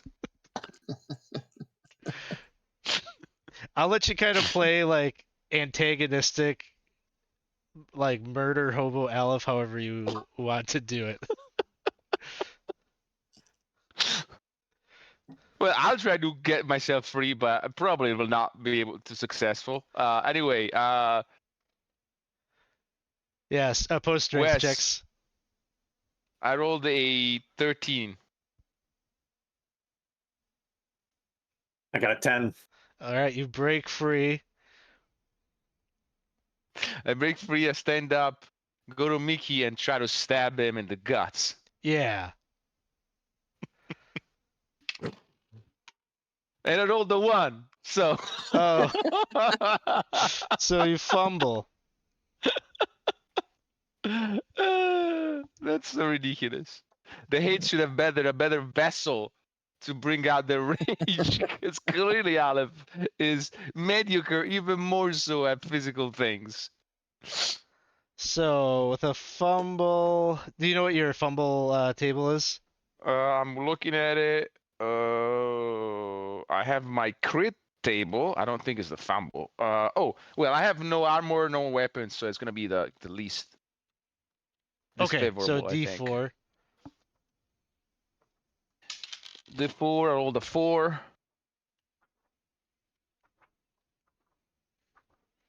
And what's your luck modifier? Luck modifier is 0. Okay.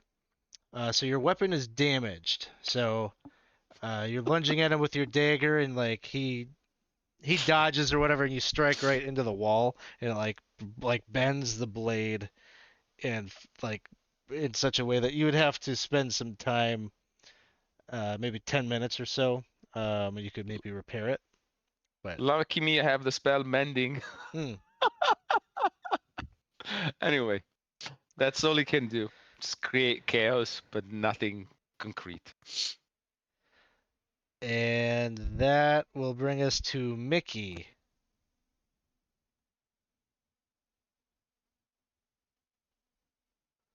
Mickey doesn't understand why he's fighting with his own players, with his own adventurers. You're supposed to be on our side. I said it's all your fault. I literally said it. It's all your fault. Oh, clearly, why? Why? You know. I did it to save the rest, everyone. Thought you understood that.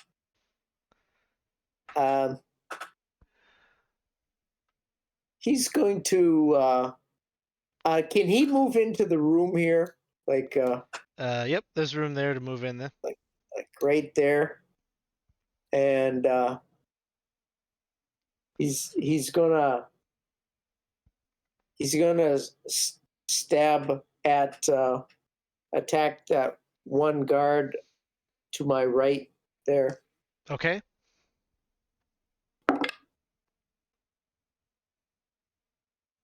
Oh, that's a miss. We just had a donation from Everett a Downing. Some fleeting luck. So you guys got 5 Thank you. fleeting luck in the pot. And I believe that's gonna bring us to Ruclef. So there's like a Three Stooges thing happening behind you, and you're dealing with these 3 temple rats. Temple guards. Yeah, I would say something like, "What the hell, guys?" And I'm gonna hit the guy in front. This guy. And I want to. I'll aim for his head. It's time to take him out quickly. It's not all that good. That's a 14, 15. That'll hit. 1, 6, 10 points. 10 points. He is still up. That looks pretty bad.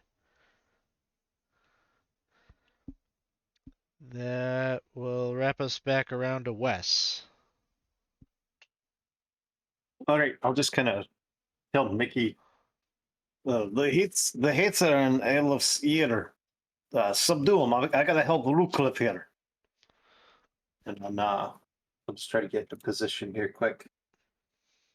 Would I be able to fire through everyone or not?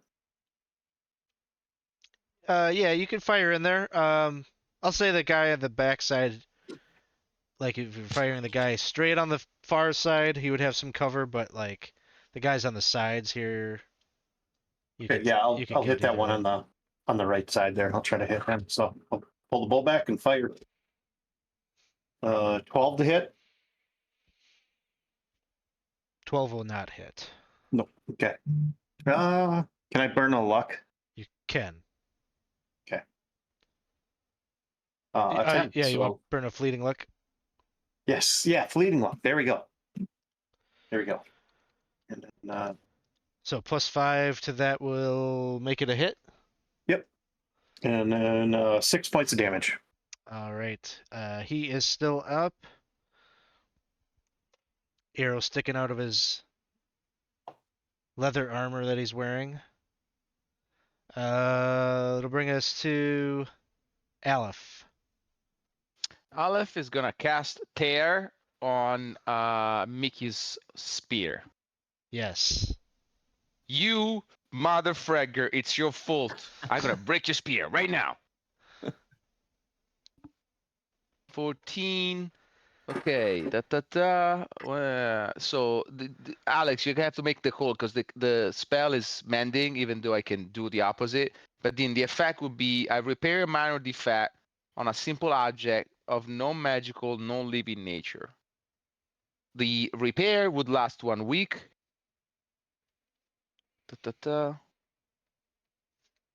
Yeah, it's Yeah. up to you. It what shatters. does, but- Like the heft of the spear just shatters. And it just breaks in your hand, Mickey. Wasn't doing any good anyway. I kept missing. I hate you. I hate you, Mickey. I want you to die right now. And cries like a baby. You owe me 1 spirit. Alef, you can take a point of permanent luck bonus. Add a luck.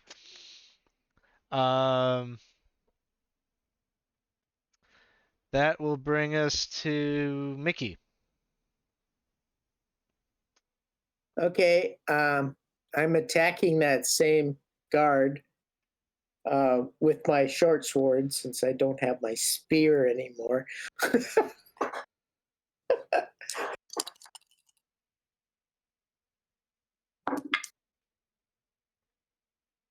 14. 14 will hit. Okay, and that would be for 4 points of damage. Okay. No, I take that back. I gotta roll something different. For 5 points of damage. 5 points. All right. He is still up, but it looks pretty bad. And That'll bring us Ruclef.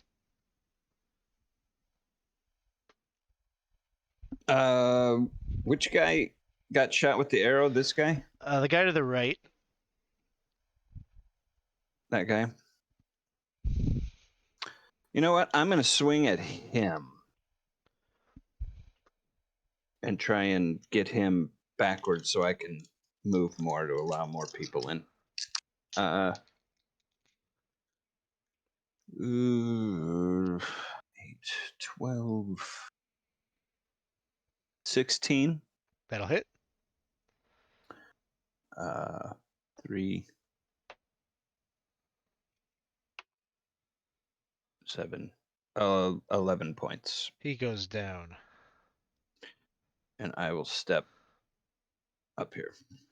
Awesome. Temple guards are up. The one right next to Ruclef, he will attack. He gets a 15, Hits. and that'll be 5 points of damage Mm. and a fortitude save. Fortitude save is a 12. Okay, you make that. This other one over here is going to attack Mickey. And that'll be a 17 to hit. Dealing 5 points of damage. Mickey, give me a fortitude save. It's just a regular D20, right? Yep. 9. Right, 9 makes it. That'll bring us back to the top, and it is Wes's turn. Okay, I'll go over here and shoot the other guy. Try to shoot him.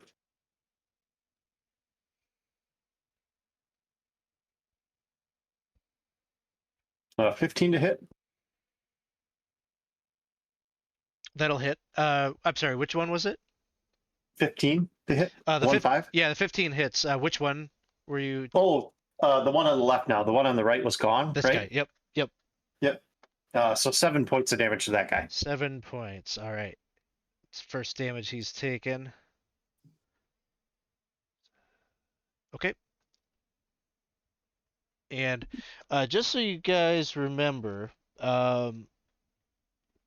if you need to heal, once per encounter, you can burn a point of luck and do a like in combat kind of like almost like a second wind in 5e. So it's you spend 1 luck and then you get to roll, I think it's your hit die.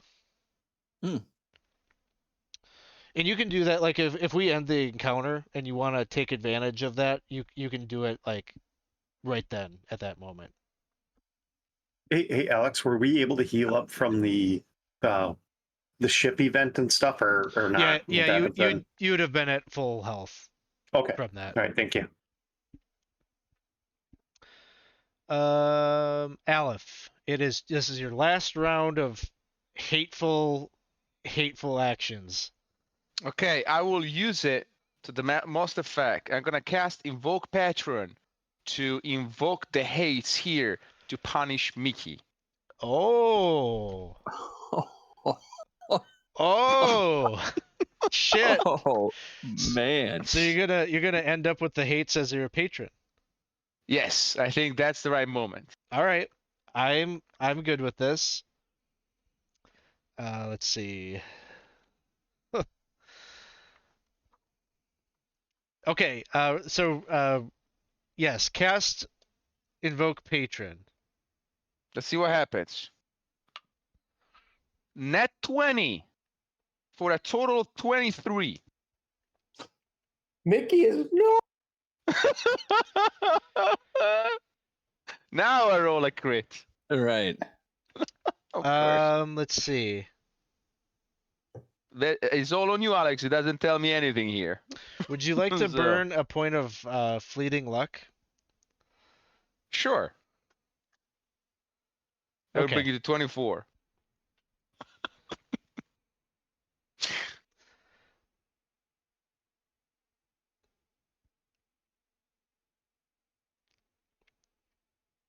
So you cast it like on Mickey, or like you like channel your fury on Mickey, and the hates start whispering to you, Aleph, and they say,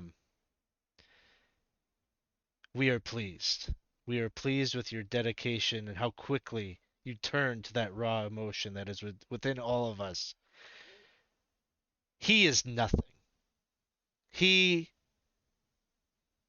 is beyond our attention any longer. We have found a new champion in you."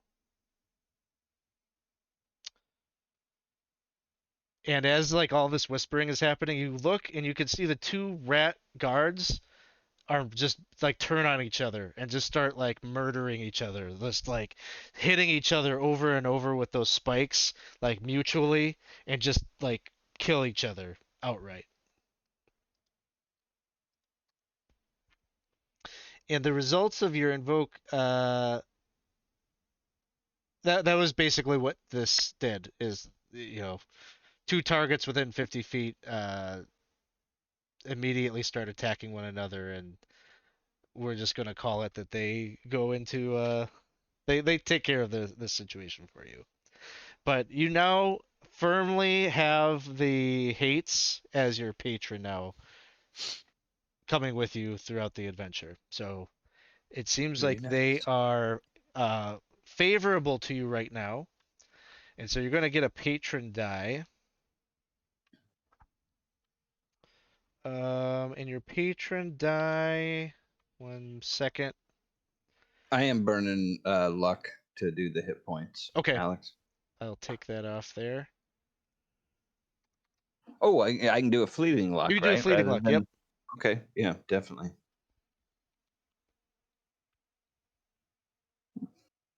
Not too shabby. And that's just your hit die, not with your stamina bonus, right? I'll say you can add stamina to that. Okay, that helps. They'll turn on you too. I hate you. So we'll say your patron die. Usually it would start as a D10.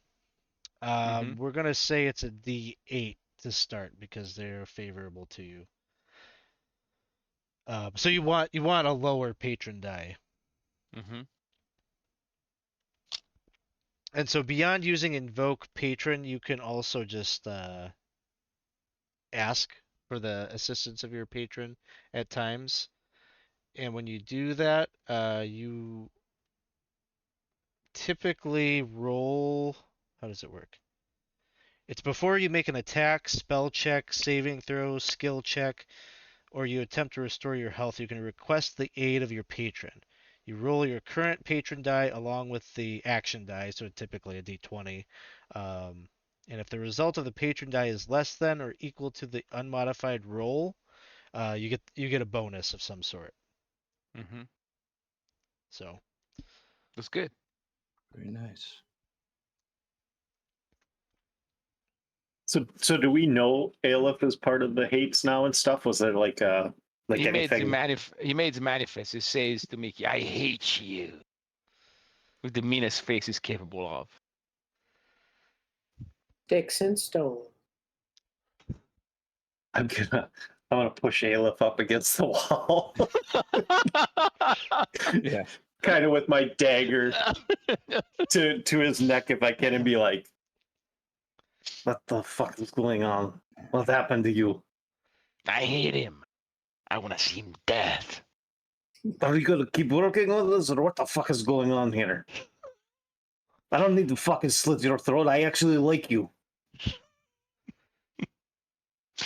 Don't make this Well, difficult. no, it's very easy. God damn it! We just have to do what we always needed to do.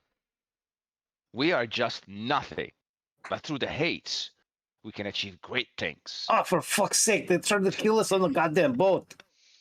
These That's fucking because hates. that's because we rejected them. Now that they're with us, we have a powerful ally. No, as soon as they come, as soon as I see them alive, I'm gonna fucking kill them too. All these You fucking can't- lords, you these fucking can't kill them. gods. You I will can't kill kill them. You can't kill them. Come on, God Wes. damn it. Evidence thing is shit in this fucking place. The hates are just whispering to you, Alef. They're like, "Good, you're making them angry as well. Our hate will multiply." Well, is there anything in the room? Yeah, so you're looking about the room, and it would seem that those guards were here because they were probably protecting something. There's a large bed that occupies the room, wide enough to accommodate several occupants at once. Stone floor is covered with a thick plush rug of crimson. Air has sort of this exotic perfume incense scent lingering. And there's a large writing desk that stands against the east wall. It sort of felt like as you opened the door that maybe they were walking maybe away from that desk. And Well, you likely guys, do a little search here of the desk and everything. And you'll find that there is inside the desk, there's, the typical things, parchment, ink, scribe supplies, and some religious texts of the rat god religion. You find a key and some finger symbols. They're probably used in some kind of religious ceremony or whatnot.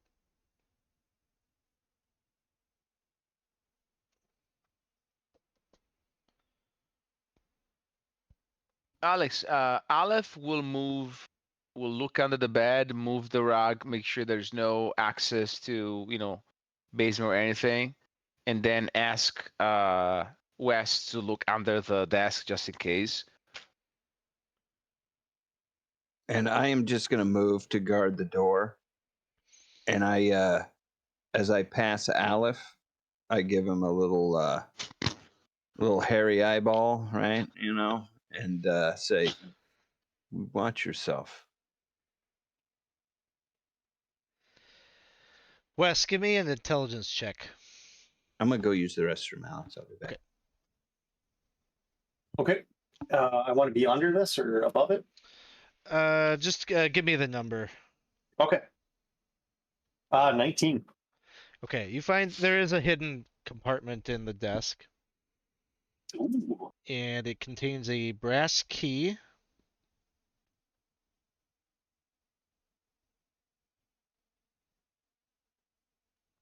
And that's it. Well, Okay, so something we was have a different secreted key away. and a brass key. Yep, like an iron key and a brass key. All right, I'll show everyone else and be like, what does this brass key mean? Is it something special or what? Probably that's the key to the box that contains the relic. That would make sense. But I don't know yet. I never need keys anyway. That's true. Okay, Well, let's check the other doors. all right. You're gonna be okay here? With Bailiff? him? Yeah, both of you. You guys gonna be okay or what? You need the No, fucking I helmet or what? don't want to be alone in the same room with him. He's Probably not. crazy now. Of Yeah. what? Of what? Are you gonna shatter your spear? Come on. Don't make me laugh. Yeah, why don't you heal it? I gotta be honest with you. I really like this new Alef. I like this guy. Yeah, he seems to have found confidence in himself that he never showed before. He looks like he's been working out or some shit. He looks like just bigger, more intimidating. This is good. Mickey, watch yourself. He's gonna mess you up if he gets a chance. I fucking hate. I don't know why you guys keep having to deal with them. We're dumber than dog shit some days. I was in desperation when I had to deal with them before, to get us out of that. And it only fell apart because I didn't realize they were so damn impatient, I couldn't wait until Don't I find excuses. killed them. You are the worst thief that ever walked the earth. I don't want to hear your sad, sorry voice ever again. Oh, I'm a good thief. I'm just not that good at an assassin. Yeah. All right, so what's the deal? Whatever the fuck they say, we just have to do. The Yeah, deal pretty is much. we do what's right. We create most chaos, most pain, most hate. Whatever we do. Which, by the way, we've been doing all along. So, how about for a change we do for some good patron instead of just doing it for nothing?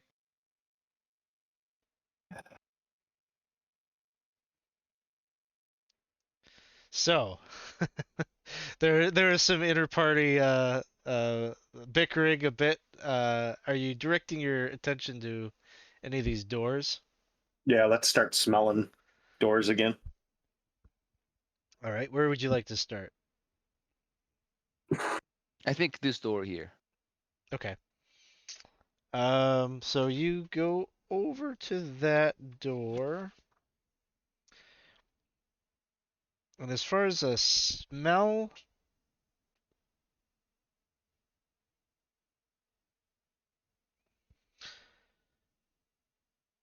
there isn't really a distinct odor that you're picking up here. You already listened at the door. You don't hear anything on the other side of this one.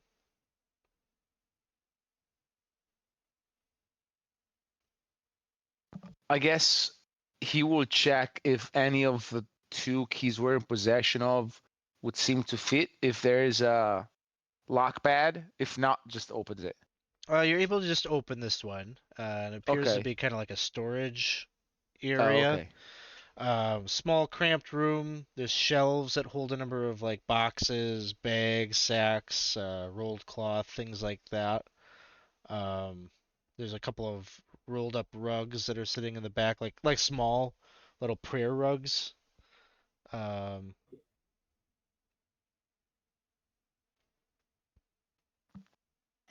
Kind of your call. Do you want to do a thorough search of this room or? No, Okay. no. I will just tell them it's a supply room, the storage. Let's check the other one. Checking the other one. Yeah, again, there's not really like a distinct smell that you can ascertain from behind this door.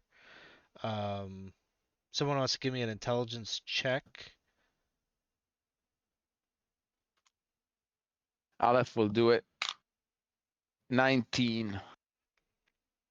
You can hear maybe kind of the sound of like clashing cymbals, but it doesn't sound like it's immediately in this next room. Like it's kind of muffled, like it might be from a chamber beyond.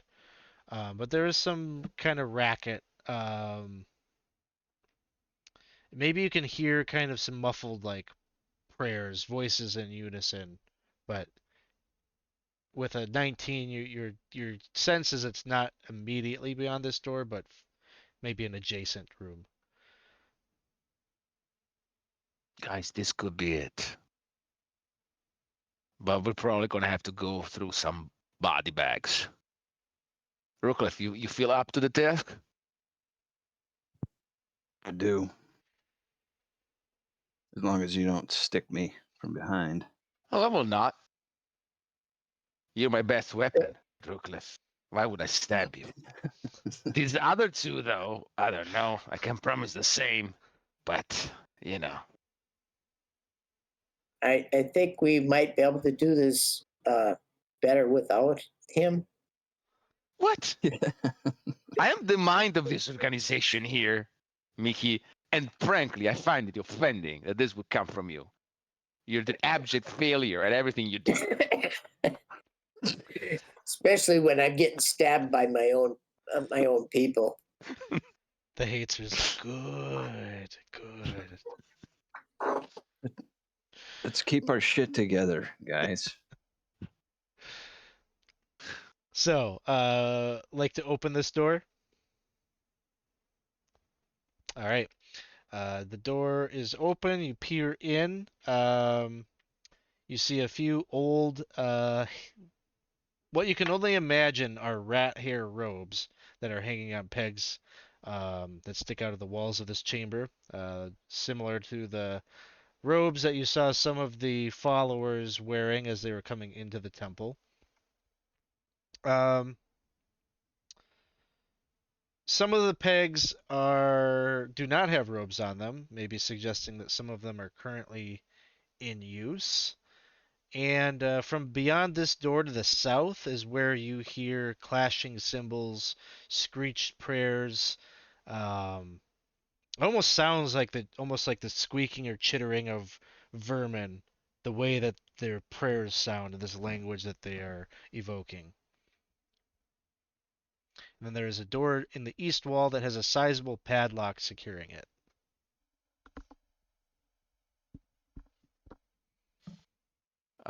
Would that sizable padlock match any of the 2 keys we have? Yes. You pull out the iron key and it fits and unlocks the door. And there you can see a wide staircase leading down.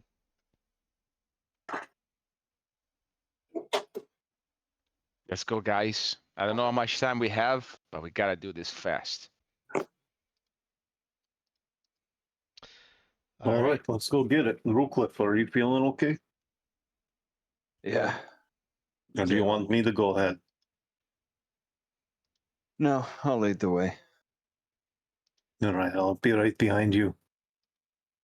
Mickey, you probably want to be behind the Alef. I don't want to be. Probably don't want him behind you.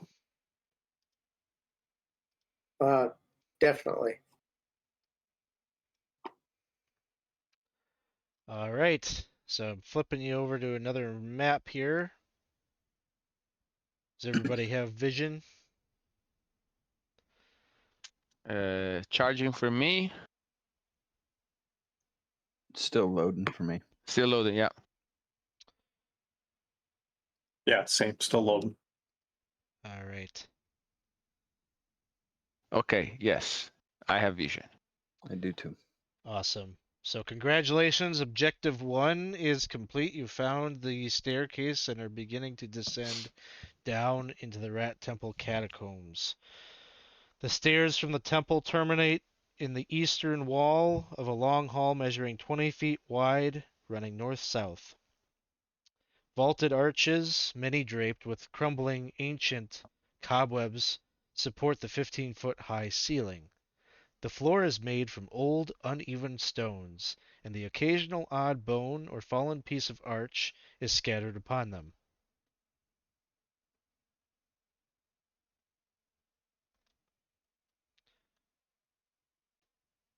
And you can still kind of hear maybe some of the chanting and whatnot overhead on the first floor, but down here it feels still, eerie, and like the little hairs on your arms and on the back of your neck just go stand up on end, and you get goosebumps being down here. I don't like this place. I'll move. Gotta roll something here quick. Okay. And it is dark down here. I can't see. Would we have any torches? I imagine don't some of have you any. do. Oh no? Have 10 torches. I will light one and hold it up for the party. So you got some light from Alef.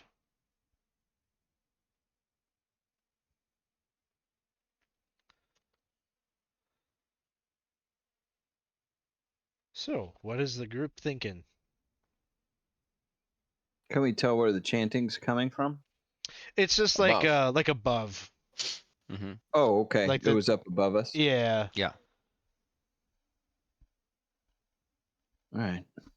Well, let's step out into the hallway and Get your bearings.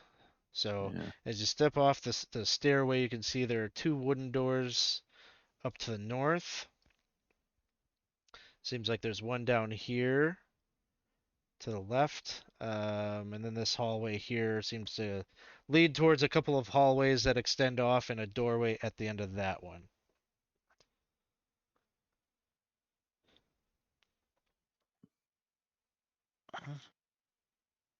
Somehow, if I were to put an important relic, I wouldn't put it at the end of a small corridor. I would put it off of one of the main ones.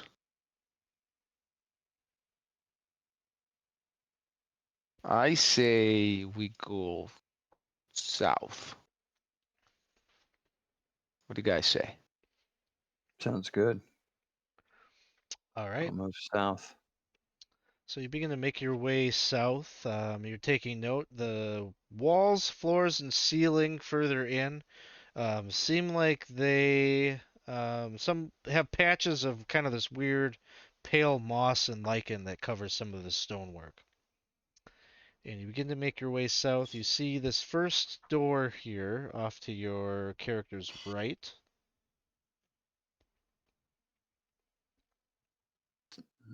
Somebody listen there. Yeah, I can take a listen. Alex, is the color on the walls reflective of the moss that you were just describing? Like the No, blue? No. it's just that color is like indicating to me like certain areas, Oh, basically. okay. Yeah. We should disregard the colors. Okay, You got should, yeah, you could disregard that. it. Okay. Um, you're listening at the door. Do you have a listen check for thieves? You could roll that. No. Oh, there isn't. Just give me an intelligence check then.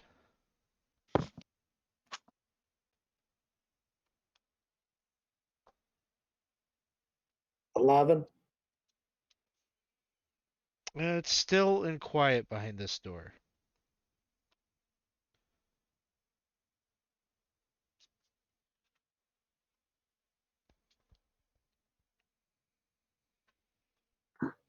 Anything else? You all do your thing. Is it? I'll just. I'm checking to see if it's locked. It is not locked.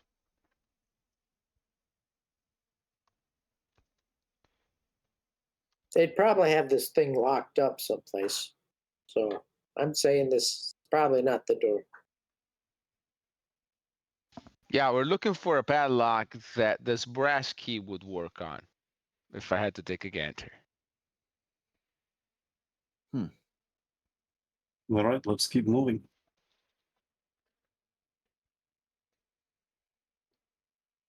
All right, you see a door to the south.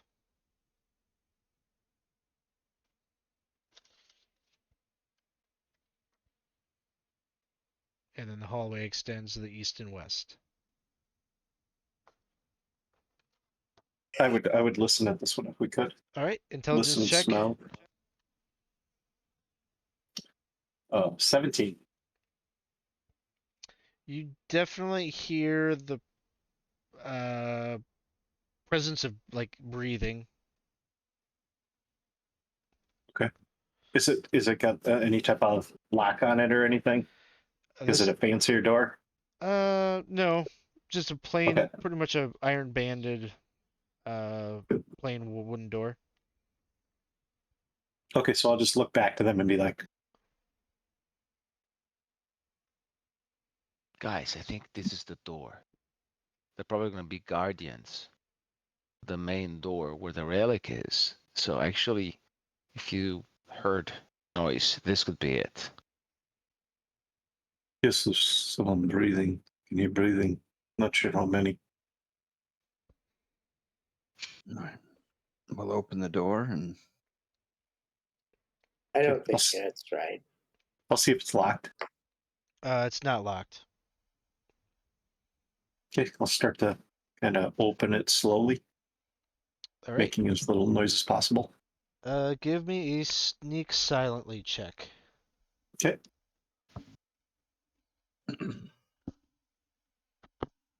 I will screen. Aleph will screen as much as he can the light of his torch temporarily.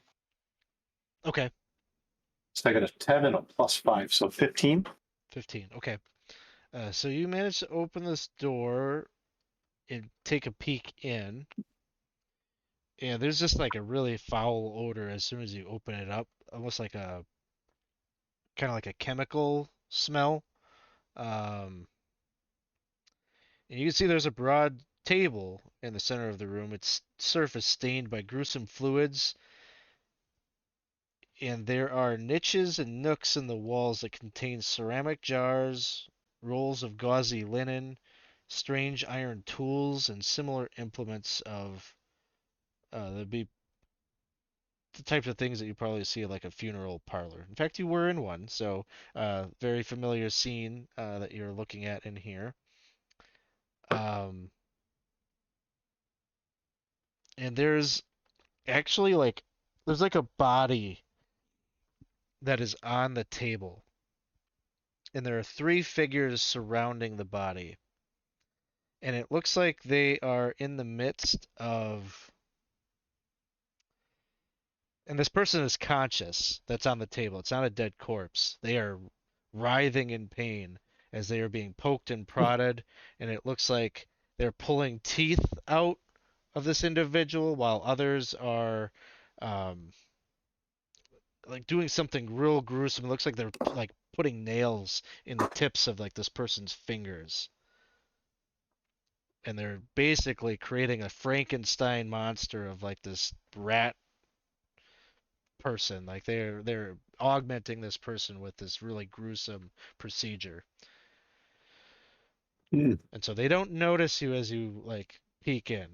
You don't see any outlet out of this room. I'm gonna slowly, silently close the door. Yeah, sounds good. It just let everyone know exactly what, like, hey, someone's getting tortured, but fuck, we gotta find a relic. So unless we want to, unless we want to beat the shit out of them and interrogate them or something. We don't have time for this. Yeah. I'll do the next one. I'm gonna roll a d6 here, quick. Okay. So Guy on the table probably wouldn't appreciate it anyway. He'd just turn around and stab us in the back. I know the feeling.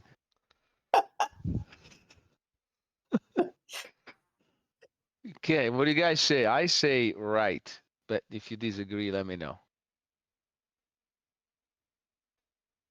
No, that sounds good to me. Get no argument from me. all right, heading over down this way. You will There's a come door. in contact with a door, I believe. Yes. Mickey, you want this one? Sure. All right, give me intelligence check.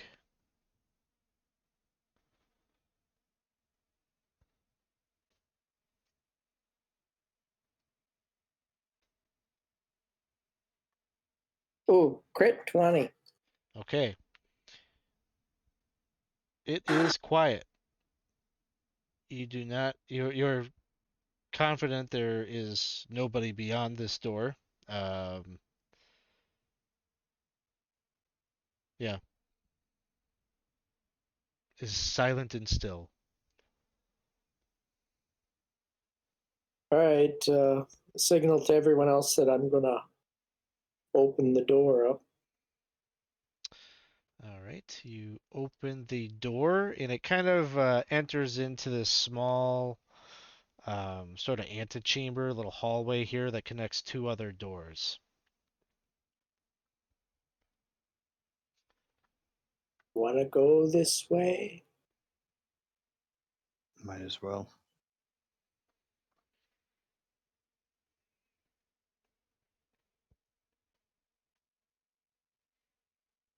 Hmm.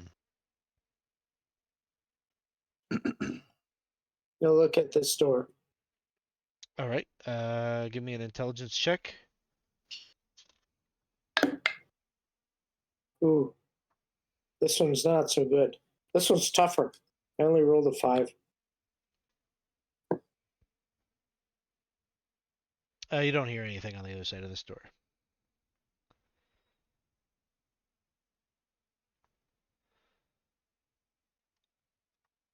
Other Wes, do you want to get actions. the other door? Yeah, I can do the other door. Or do you want to? No, you go, you go. A 11. You can kind of hear maybe what sounds like maybe like a drip drop of like moisture or water hitting a pool or the floor. Just like a constant like drip, drip, drip. Okay, I head back to the party and relay that to them that there's something leaking from up above, possibly.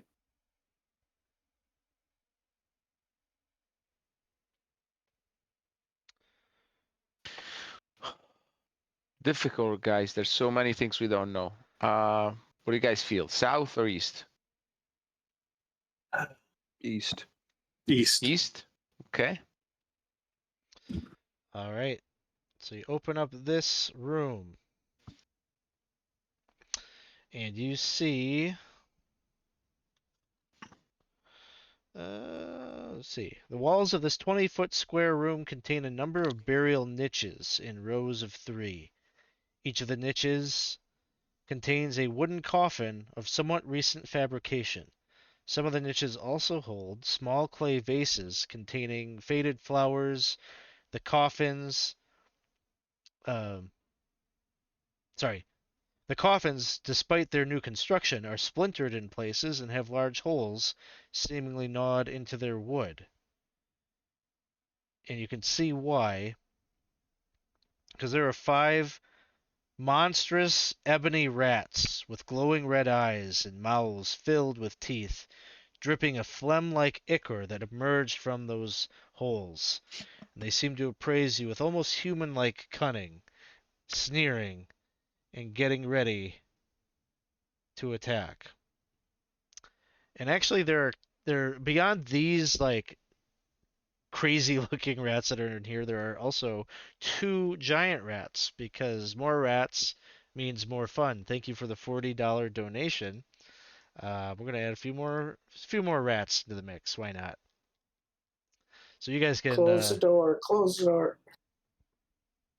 you guys can get started and roll initiative. Let's burn this fucking door.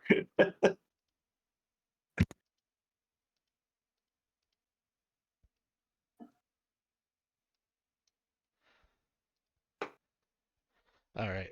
So I'm gonna roll 2 initiative rolls. One, we got 2 different types in here. The scary rats, the mega rats, and they get a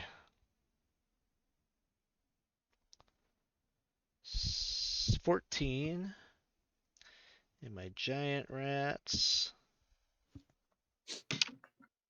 oh, they do even better.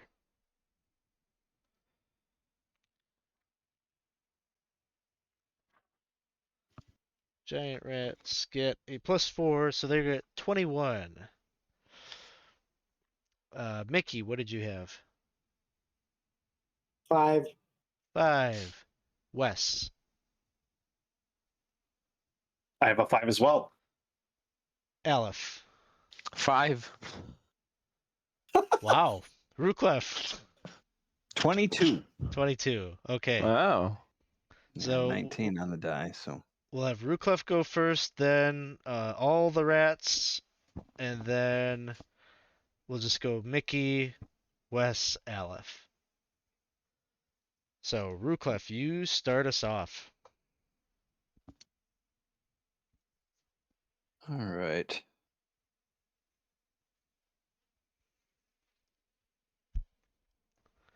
I move up in front here and say, holy shit.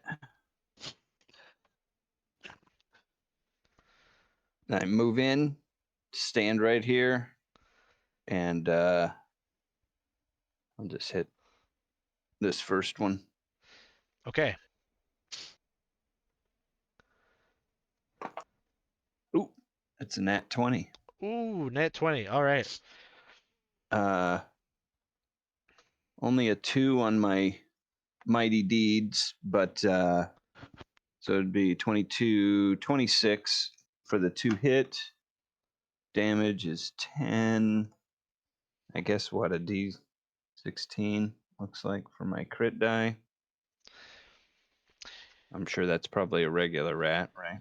Yeah, but just in case, there might be something like an extra attack or something that comes up. What is it? How do you Uh, roll? How do you roll a D16? I guess. What does it roll? I think it's /R, and then like if you do like 1d16, it should do it. And then with a space in between, /R space 1d16. Okay. And So a then, 9 on there. do you have a luck mod? Yeah, it's +2. Oh, So plus 2. it's an 11 on crit table 4.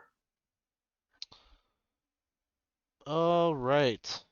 You would inflict an additional 2d12 damage with this strike, and the Oof. foe would have trouble making hard consonants. Um, Okay. All right. Yeah, so that's so that's he's super dead. 14 plus 2d12. Awesome. One rat down. And just a little update on the fundraising. We are at, I think we're at 1390. So if we raise another $110, we'll do 2 extra giveaways at the end of the stream. So thanks everybody for the donations thus far. That's awesome. Next up, we've got a bunch of rats are going to move into position. Yeah, and descend on me. So first up is the giant rat. So he's going to move up, make an attack. That one is going to miss. And then the Gnashers are going to move up.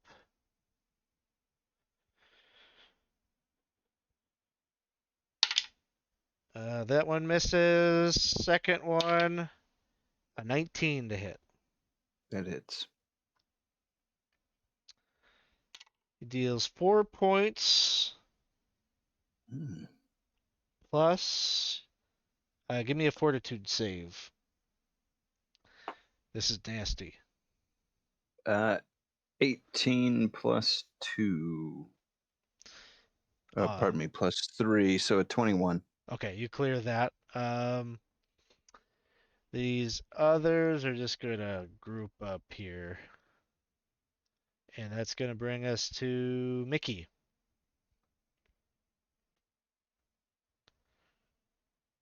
Okay. Mickey doesn't have a.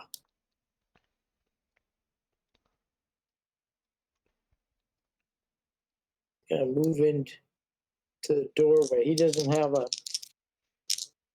bow or anything. So, 17 That'll hit. for 2 points of damage.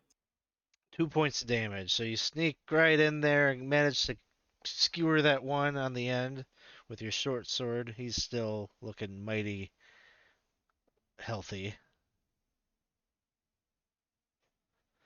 And that'll bring us to Wes. All right. I'd pull out the bow. And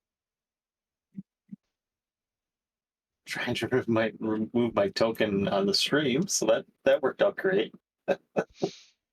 I'd then try to hit it. This one over here. If I could. Yep. And then I tried to look up two weapon fighting I have, but that would just be with daggers, right? Yeah. Because I thought I did 2 attacks before with daggers. Okay. So I just have the bow out at this point in time. So, yeah, because we can't get in there. Yeah, It's a little crowded at the moment. yeah. Do we have any fleeting luck? I got 2 points. Okay, I'm going to use one of them. An 8, so a 4. So does a 14 hit? 14 hits. Okay. 5 plus 2, so 7 points of damage. 7 points. He's still up, but not looking as good as he did just a moment ago. Okay, that's it.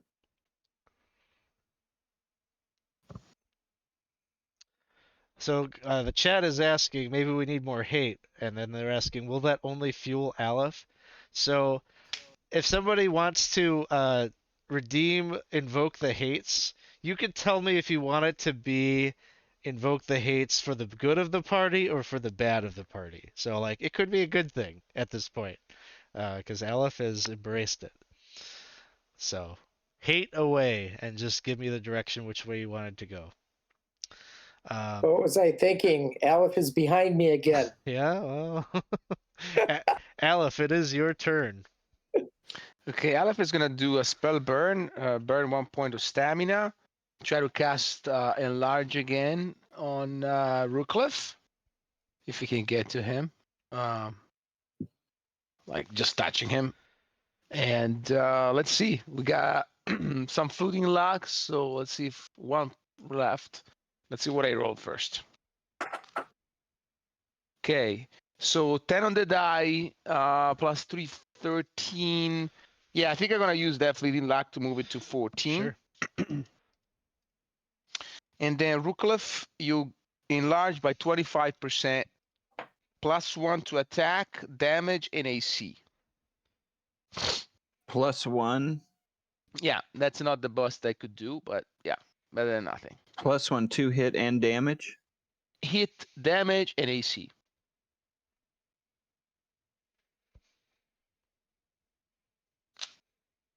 And I tell you, embrace the hate. That doesn't do anything for my hit points. No, not at this level. I should have rolled much better than that. All right. Awesome. That's still pretty good though. I'll take it. I'm only 8 feet tall now, which is about the height of the ceiling. So. And it is your turn to Ooh, it's my wield this turn? power. Yes. All right. Okay. This rat right there. 18. No, my damage sucks though.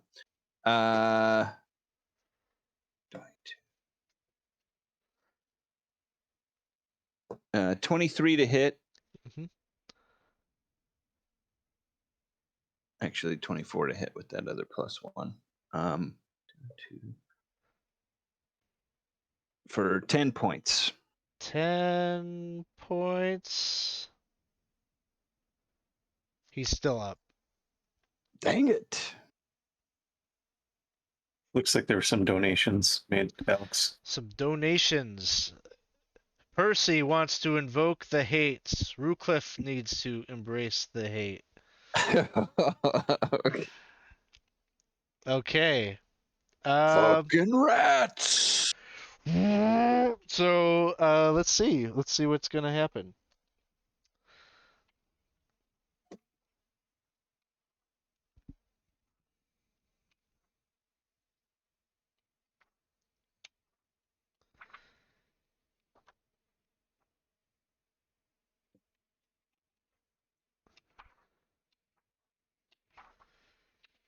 I should just have these hates be the the one patron that's bookmarked.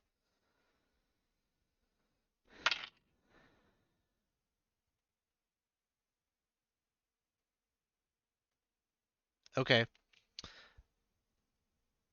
So the hates are going to start to embrace you, Ruclef, for the encounter, whether you like it or not. You are filled with the taint of Alef's spell, and so it just overtakes you, the wave of anger and hate. And I'll let you use this retroactively for this attack that you just made, because it might make the difference.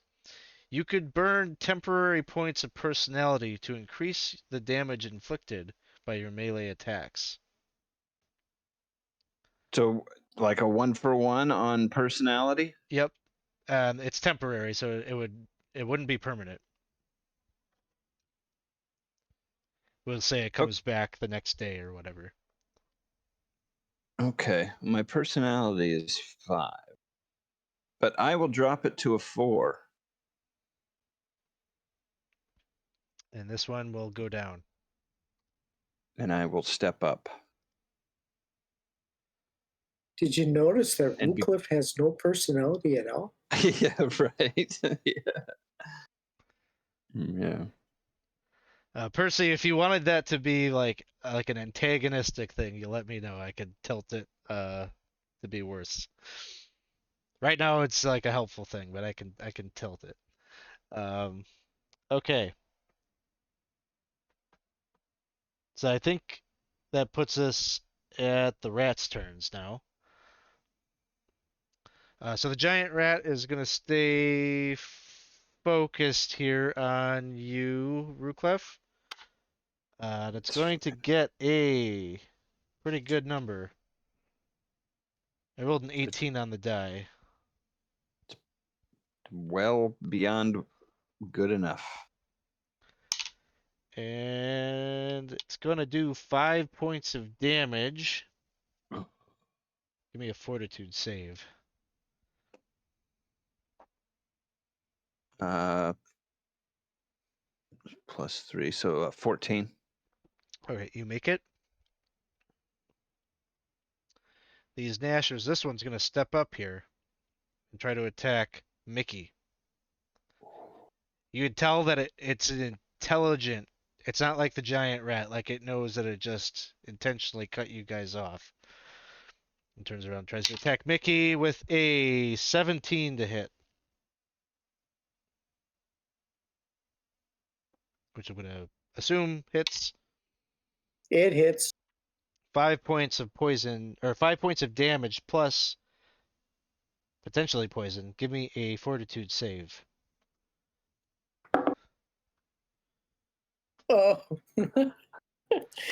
Oh. Crit 1. All right. Oh no. You are going to be paralyzed for 30 minutes. Oh. Oh, 30 minutes. This one's going to. I would say you're on your own, but I'm. Yeah, he just kind of like leans up against like the door frame there and is like still. Ruclef, one of these guys comes up to you, misses. The one right here is going to attack. Gets a crit.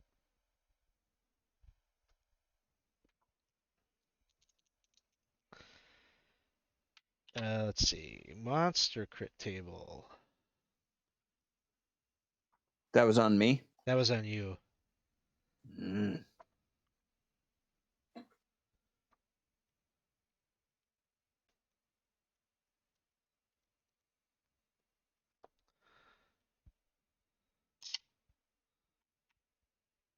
So this attack will do an additional d6 damage.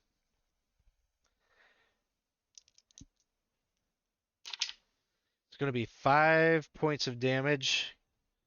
Give me a fortitude save. 16. Okay, you make it. And then the last one steps up. Misses.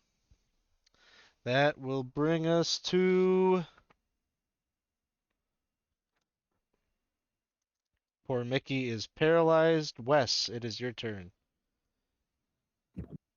All right. Would I see Mickey kind of like freeze up at all, or?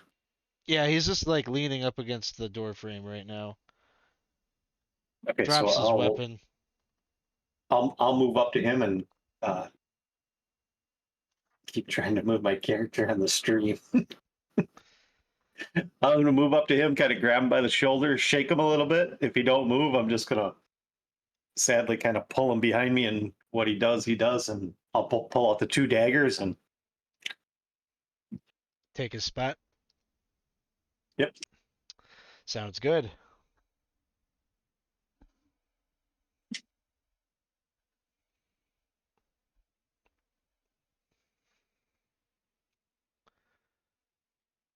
I'm going to burn 2 luck of my own. Can I do that? Yeah. Okay. 9. So 5 on that one and a 4 on the other one. So 14 and then a 15. Both To of hit. those will hit. Okay. So 6 points of damage on the one, and then 3 points of damage on the one. So 9 points total. And this is both at this same target, right? Yep, both at the same target. Yeah. All right. That one goes down. Is that how it works? The 2 weapon fight? I thought that's what we were doing before, but I couldn't remember or not. It's like, do you get it from one of your benisons? Yep, it's a benison. Yes. I can look it up real quick just to make sure. I couldn't remember if that's how I couldn't. It's been a while since we played, so The way the halflings works is like you roll 2d16s. Yep. Okay. It's you can wield 2 weapons in combat as if you were a halfling. okay. So you can But do it's it. 2d16s then. Yes. Oh, okay. So I did We that could as just- 2d20s, but It was good enough. Like we'll say Okay. just going forward. It's Yep. So going forward, I'll roll them as that then. Okay. Yeah, and then I would just step on the rats, kind of like look at the other rats, and I would just step on its skull and be like, "Sons of bitches." the hate is flowing. That'll bring us to Alef. Aleph will have a wide grin on his face, will look around, realize nobody's checking, and then move here and whisper in Mickey's ear. You are nothing. I hate you so bad. And he will take out his short sword and then start cutting his veins. Okay, make I guess just roll damage. Like No reaction from Mickey. Embrace the hate, Mickey. 3 points of damage. all right, so Mickey, you take 3 points of damage. Alef, you get another point of luck. I'm just gonna keep rewarding this this type This evil. this type of evil, yeah. I think Aleph has lost it. It's like, no way. None of this makes sense. Yeah, that'll bring us back to the top Ruclef. Of course, he's going to have to turn his hate on someone else when I'm gone. All right. This is one of those ones with glowing eyes, right? Yes. You got 3 of those types left. Okay. I will hit this one. Ooh, that is a 19 on the die, and that is in my crit range. Oh, good. So, let's see if this does this. 1 on the. That's a 3 on the crit, but that's Additional D12. Oh, And you get to make an attack on another enemy. Oh, nice. Okay, so an additional D12. Okay, so that's 6, 9, 11. The first one was 15. Okay, so this rat goes down. Oh, Sorry. pardon me, 16 points with the other +1 that I get for being large. So this one goes out. Correction, it's a additional attack on a prone enemy. So I'll say that the additional attack can be on the giant rat. Okay. That's a 17 on the die, so that is a 21 122. Hits. And the mighty deed was a 5. So that's 5, 12, 16, 17 points. And you crush this one. That'll bring us to the rats. The rats are going to try to take Ruclef down. Bring it on. First one misses. Second one. Maybe. I don't think so. 13 to hit. With my +1 being large, that just misses. All right. That will bring us to poor Mickey's paralyzed and being brutalized. Wes, it is your turn. All right. I'm assuming I'm focusing on the racks. So I'm probably not really looking behind me. I'll go into the room. And I am going to try to hit this one twice here. Let's see what I get. It's a bad roll. A totally bad roll. Oof. I got a 4 and then a 7 to hit. So All right. no go on those. No go on those. Alef. Alef will whisper in Mickey's ear, I will not kill you now, but you gotta remember, embrace the hate. And it will move forward. Burn 1 point of strength. And try to cast an enlarge on Wes. Because I need to do the spell burn every time because I already lost this. So and for nothing because I lost I rolled a shitty 2. So nothing. All right. Brings us back to Ruclef. All right.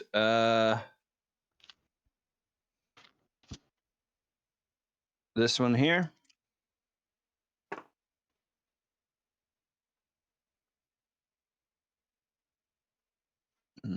That's only a 9 altogether. All right. That will miss. The Gnashers get another chance at things. So they're both going to attack Ruclef. Miss. Second one. Miss. My golden die is no longer working, I think. The aura is gone. Mickey is paralyzed. Mickey, is there anything you're thinking about, contemplating while you're in this paralyzed state? Oh, I'm just having thoughts about how I can backstab backstab Alef. Good. Wes, it is your turn. Oh, this is going to be so much fun. Oh, God. All right, I'm going to try it again. I'm going to try to stab the rat in front of me again. That's better. So I got, same. So 13 and 13. Those hit. Okay. 5 points of damage and 3 points of damage. All right. This one is still up, but not looking too good. Alef. Alef will try to stab that same rat through the door from behind of Wes. 14 to hit. That'll hit. And the short sword d6, right, Yes. Cliff? So 3 points on the die, -1, 2 hit points. You kill that rat, Gnasher. Nice.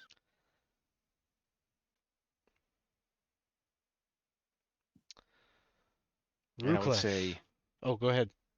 no, I was gonna say, oh, Mickey's weapon it works really well. Took my weapon too. Ruclef. On this last rat.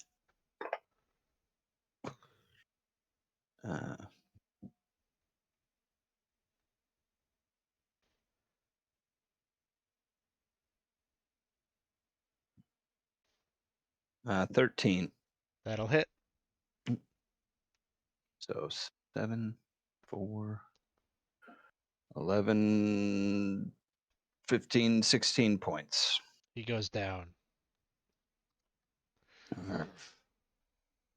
Tired of these rats. I move over to the doors.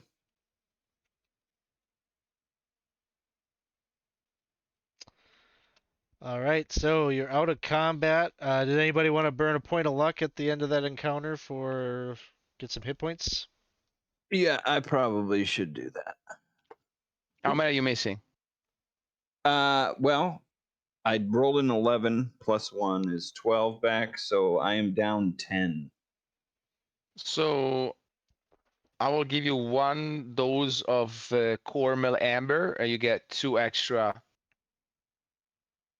from that. 2 extra 2 dice. points.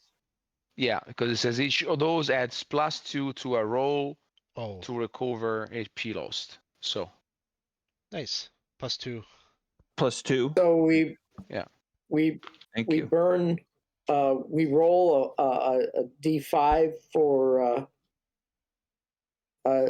any luck points we want to get. I mean, any health points we want to get back. You just burn 1 point of luck, and then you would roll your class hit die. So I think for thieves, it's a D6. D6, yeah. You can add your stamina Okay, so- modifiers to that. So a d6 for every luck point I'm gonna burn. You can only burn 1. You can only do it for 1. Okay.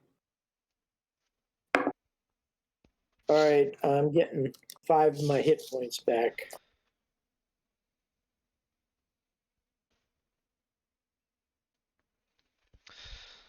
All right. So you were standing amidst all these sarcophagi, these coffins, I guess, in this room.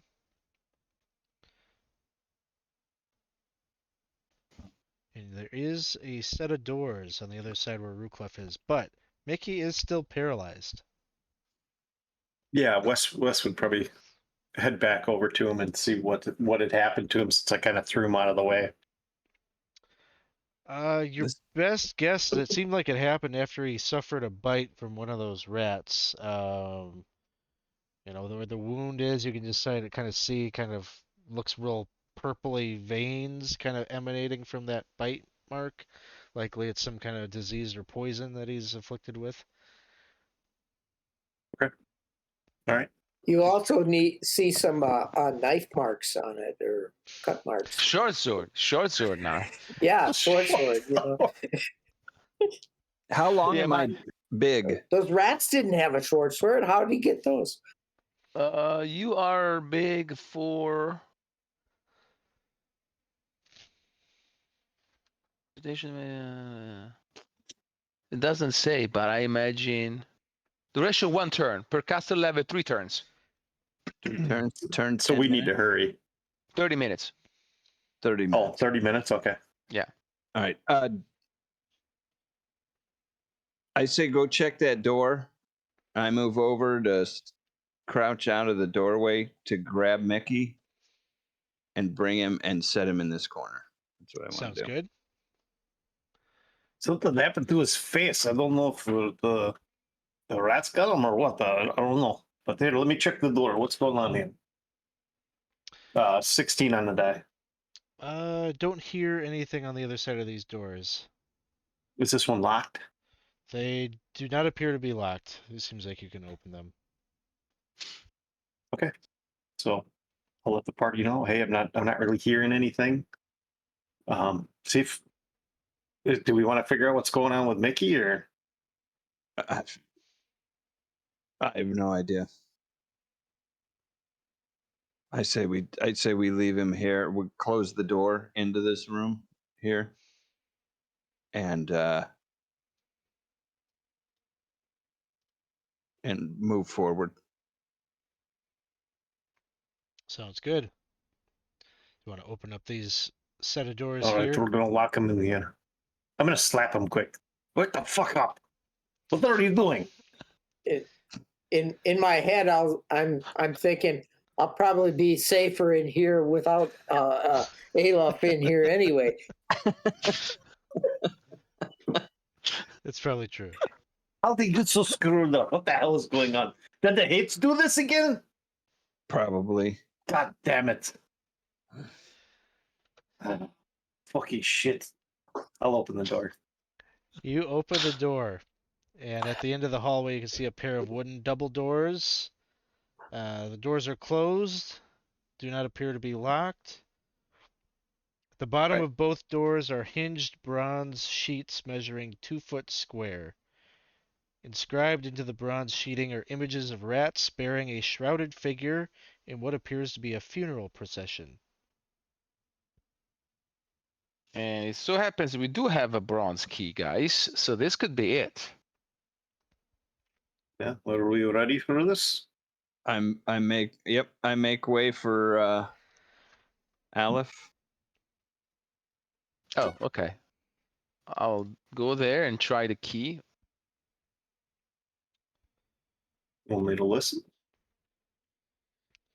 So as you move down there, Ruclef, you feel the stonework underneath you sink as you just stepped on a pressure plate concealed underneath the stonework. Fuck, guys.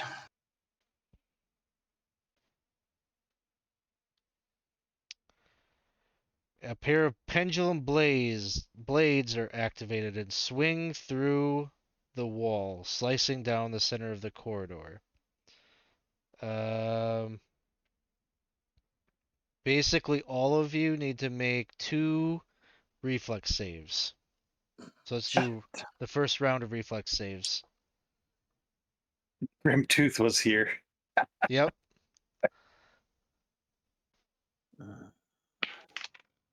Reflex saves. I got a 20, not natural. Okay, you're good? I got a 14 and a 17. Okay, you're good on both. I rolled a 13. Okay, you're good on that one. You want me to roll the second immediately, or? Yeah, you can roll the second one. Second one is a 1, so I'm not gonna get out of this. Shink! You get sliced for 6 points of damage. And Wes, what was your second one? 13. Okay, you're good. Okay. So Alef is the unfortunate victim of one of the swinging scythes.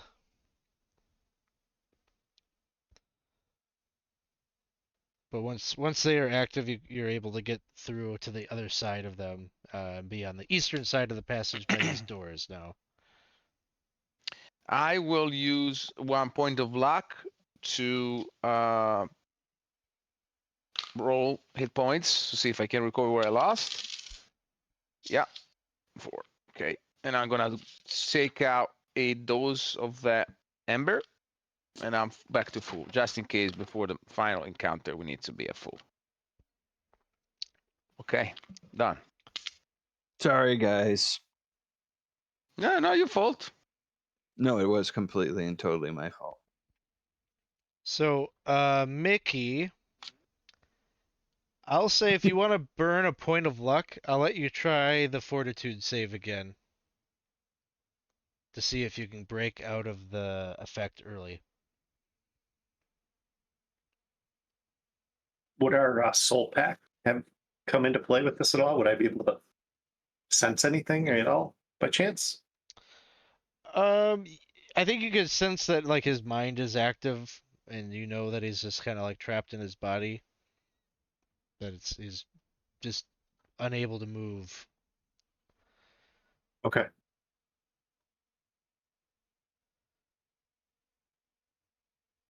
I can't tell if you're muted or. He's muted. 4. Oh, We got a fleeting luck. Oh, Someone okay. donated. Awesome. Thank you, Liv Downing, for the additional 5 fleeting luck for the group. Okay, what's going on, Mickey? Did you roll under your luck? I rolled the Or 4. sorry, you rolled a 4 Four. for your fortitude. Okay. Do you want Yes. so between Mickey and Wes, you want to start using some of these fleeting luck to see if you can get over the number? The number is not high, but it's not 4. How many do we have? You got 5. 5 fleeting luck in the tank. All right. I'll probably have to roll You got to get a over a couple of 9. them. I think.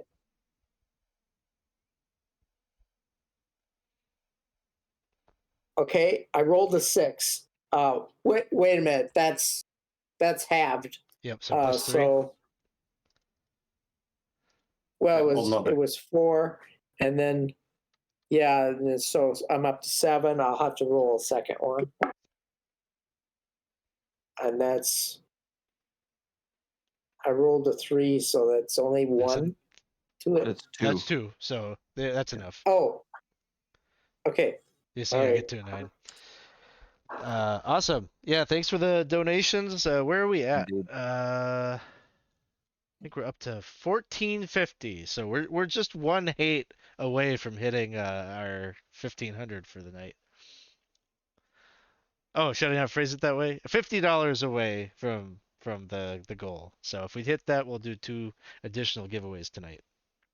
And if you're just stopping in, you want to enter our giveaway, just type into the chat !ticket to enter.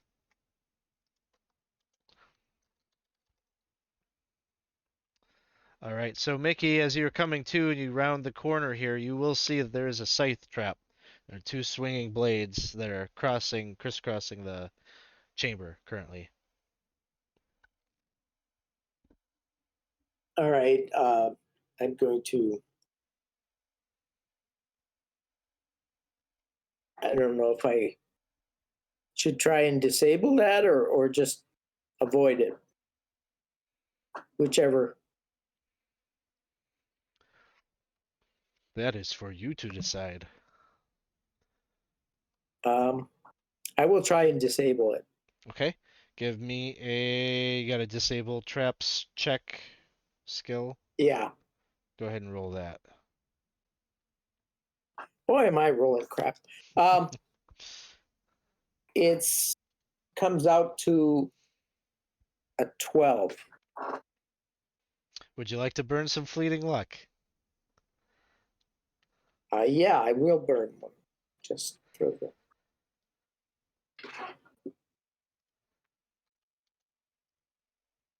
So that bring it up to 16. Okay, that's enough to disable one of the blades. Would you like to attempt the other? Yeah. Hopefully I won't roll as bad.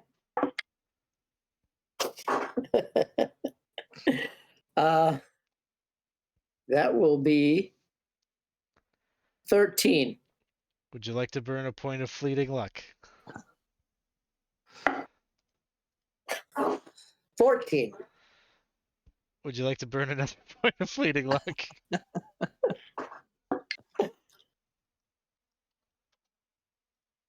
18. All right, you managed to disable the other one without getting caught in the crossfire. And so they're both disabled.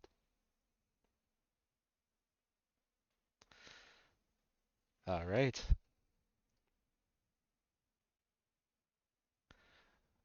What would you like Keep to that do? fleeting luck coming.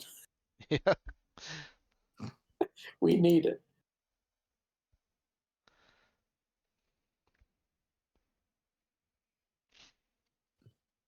Let's get this damn door open. So Mickey joined us. Yeah. Mickey has joined you. It's good to see you up and about, Mickey. I hated to leave you there, but What the hell happened to you? you're muted, Cliff. Am I? You guys can't hear me? Cliff. No, Ask Cliff. Alof. Ask Alof. He knows. Don't you, Alof? decided to embrace the hate like you. That's why you're alive. Just after you in front of me. I'll show you how much hate I have. Damn it. All right, guys, let's keep it together. Don't worry. I will make a gesture of peace. Here is your short sword back. Oh yeah, I remember this short sword. Very very close shave with it. You know. All right. We need to finish this fucking shit in this other fucking room to appease the fucking piece of shit lord that we need to take care of. You two get your shit together. I haven't stabbed I just anyone properly yet. motivated it, Wes. I haven't Now see stabbed how anyone. motivated he is? Look at him. Yeah, I'm He slit staring your fucking straight throat at tonight. It ain't my fault. So, a couple of things are happening. Is it's really tense in this hallway. The hates are like growing stronger and stronger, and they're feeding off of this. We got Jenna just donated $10 for fleeting luck. We're gonna add 5 more Thank fleeting you, luck Jenna. to the pool here. Thank you, Jenna. And Anonymous donated to invoke the hates.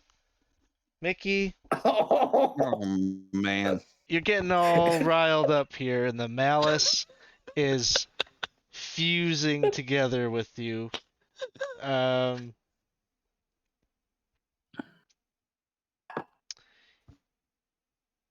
You feel real hot, almost like your blood is boiling. Make a will save.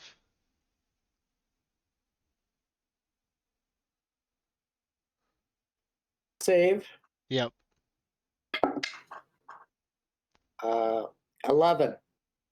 Okay, you fail. And you start,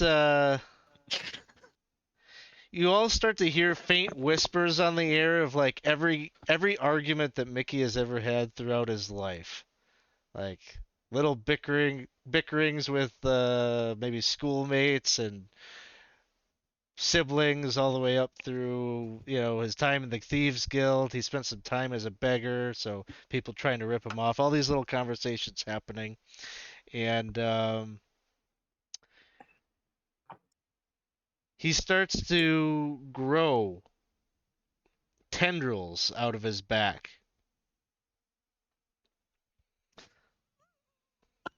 What's that? You start to start to grow what? tendrils out of your back.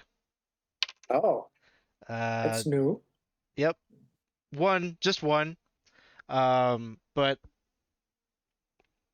I want you to make an attack with it. It gets a +4 to attack. It's going to reach out and try to grab Alef.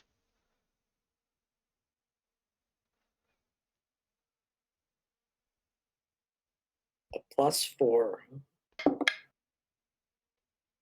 It's only 12. But you only need the 9, so.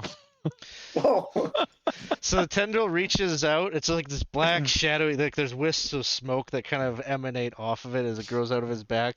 It's like he's like turning into like some kind of Silent Hill monster. That the tendril reaches out and just wraps itself around your neck, Alef, and like pulls you up, and it's constricting your airflow. You're gonna take 5 points of damage, Alef, and he's currently suffocating. I attacked the tendril. All right, make an attack. All Roll. right, let's see here. Yeah, I want to try and, hit it and maybe force it into the wall to break it or something like that. 9. All right.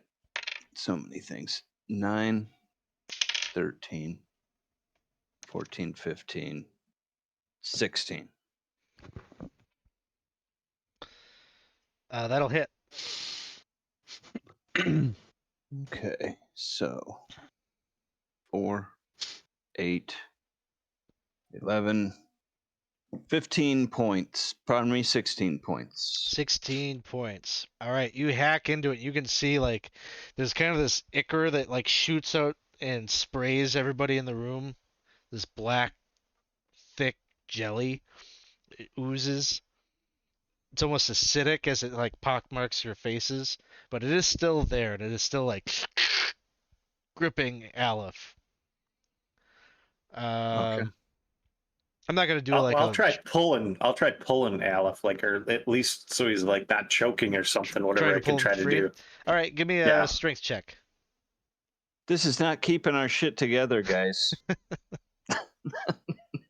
I have no control over it. Although Yeah, you mean except for the fact it's attached to your back? That's If we had any fleeting luck, it's gone because I rolled a natural one. Oh no. That was all 5. All We had 5. 5. Yep. Oh no. It was for the kids. That's for the kids. So Let's see. Mickey, is there anything you're doing? I'm not really doing anything. I have mixed feelings about the tendril coming out of my back. You know, I'm, you know, that doesn't look so good. But look what it's doing. You know, it's Getting It's helping me. results. All right. So, pleading ignorant in the corner. Alef, is there anything that you're doing? I'll try to free myself. All right, give me a strength check. 6. You are unable to free yourself. No doubt. You take another 6 points of damage.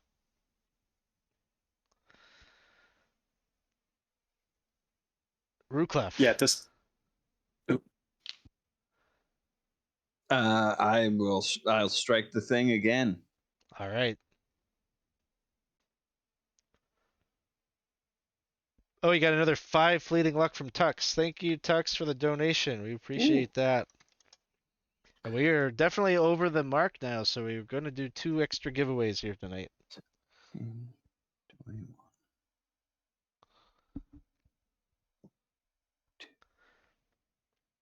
23 Hits.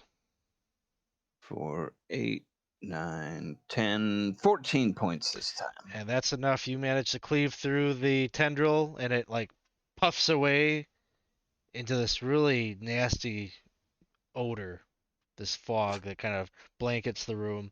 Alef, you drop down to the ground, able to regain some of your breath. And the tendril is no longer sticking out of Mickey's back.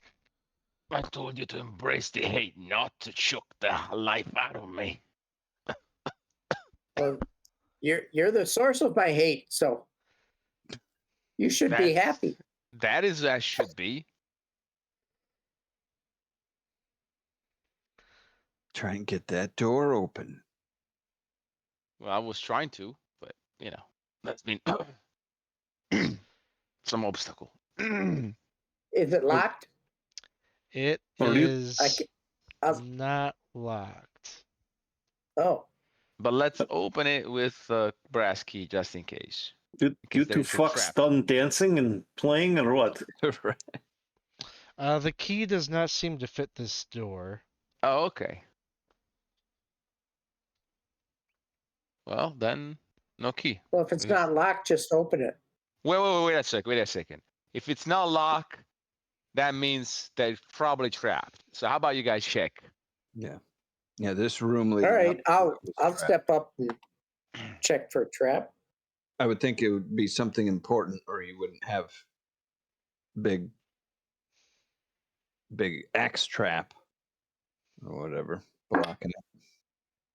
All right, I did find trap and I rolled 18. Okay. No, 19. The Sorry. only evidence of a trap that you find in this room is the pressure plate and the blades that you've already activated and disabled. Nothing on the doors seems suspicious.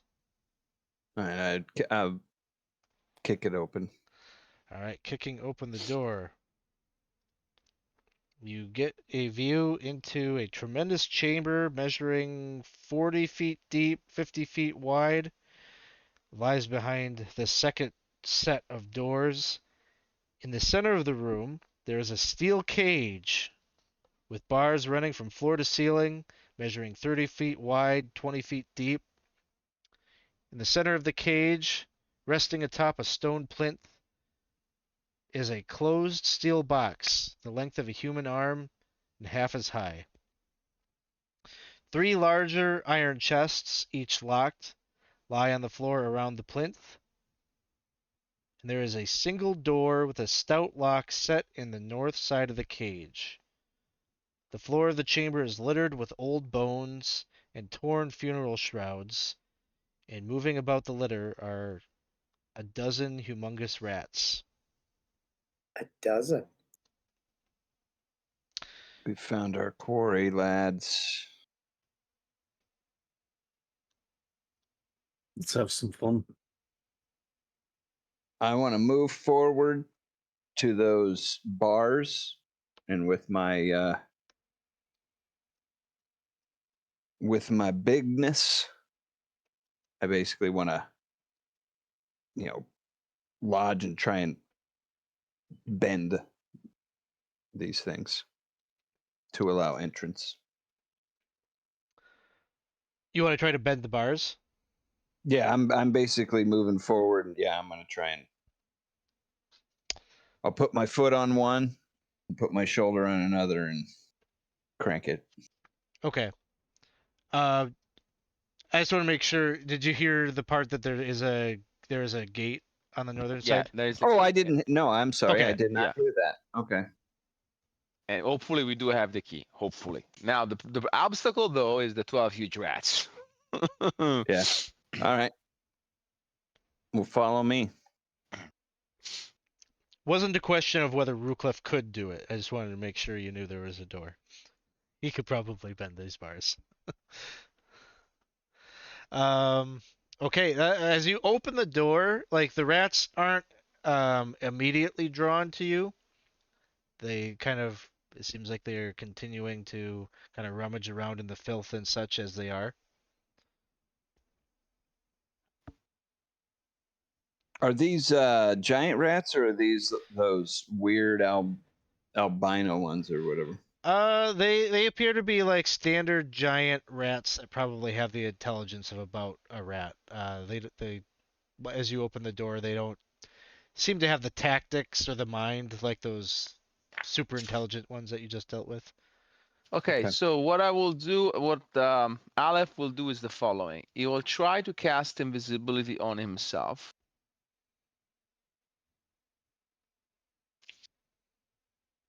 Let's see if it works. We have fleeting luck, right? You do. You have 5 fleeting luck.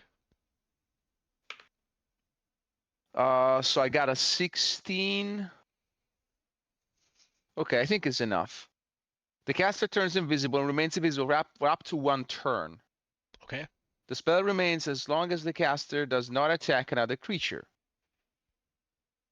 The caster does not need to concentrate to remain invisible, which means that it's totally free to work very slowly towards the gate, pull out my brass key, and open the lock. I say do it. If you get in trouble, that's when I'll move in. Yeah, and Wes will pull out his bow with some arrows and get ready. All right. So, Al, if you enter into the room under the cover of your invisibility and you're making your way to the northern gate, Mm-hmm. seems that you're able to do so without any problem. Rats, they detect maybe a little bit of a scent as you pass by. But other than that, they don't like pursue you, attack you, or otherwise obstruct you from getting there. So you're standing in front of this gate door. There's a stout lock set into it. I will try our brass key to see if it works. And it does. and the cell opens. Okay, I will slowly move in.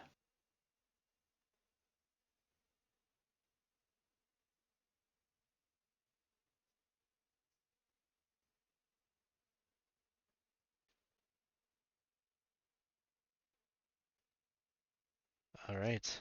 So you move in, and then there are four chests. Four? No, sorry. There are three chests in 3. here, and then the one box atop the plinth.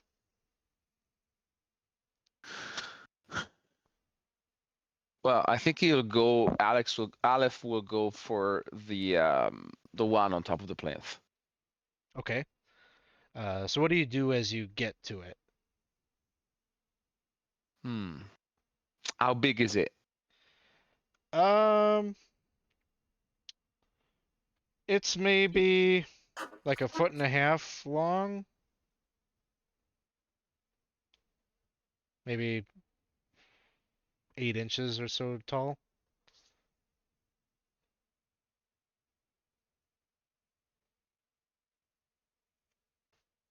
He will look to see if there seems to be anything on the plinth, like mechanism.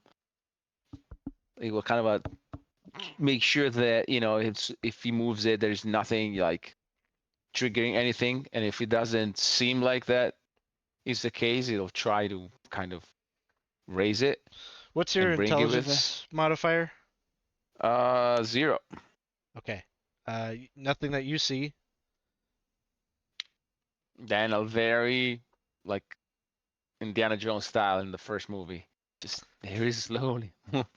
So you go and you try to take the box, and you realize it isn't moving, like it's So adhered to is the plinth somehow, or okay. bolted to it, or And does it look like it have a lid? it does. The box is bejeweled. It's a coffer. It's got um, gemstones, like it's got like a rat's face like in it, like maybe two rubies that indicate like the eyes, and kind of golden filigree that fills out the silhouette of a rat. Well, I guess he'll try to open it. And it opens. And inside you see the hand of Saint Heviskin laying on a little velvet cushion inside.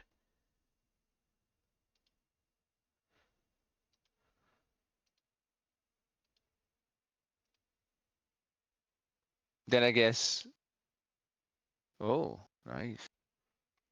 Then I guess Fox will see left hand move about as, as Aleph brings it back towards the exit of the room. All right, so That's a right hand, though. you take it and move it out of the room. Yeah. I guess they didn't give the artist enough direction. All right, you clear it. You don't trip any of the defenses. Use the key, so you didn't have to deal with. There's a little extra something there. So well done. You managed to grab it and get it without any problem at all.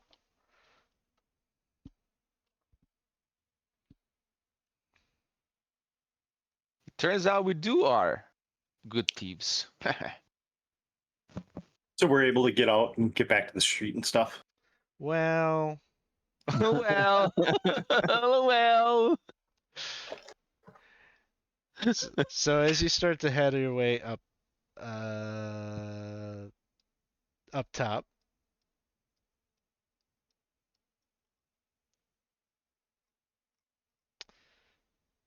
you navigate back through familiar territory. There's nowhere else that you're wanting to go as you're starting to leave.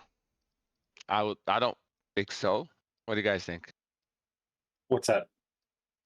Do we want to explore? I don't think so, right? No, we would want to we want to get up the staircase and try to get the hell out of here. I think you probably make it to about here when you see a faintly glowing figure of a human male with a shaved head and a body wrapped in tattered priest's robes suddenly manifest from thin air. The severed heads of rats are sewn into his eye sockets and mouth, and they chitter like nails on slate as he drifts through the darkness at a rapid pace and pounces upon you. Mm-mm. And he's going to... Gets a little surprise here. The best I have for art is this.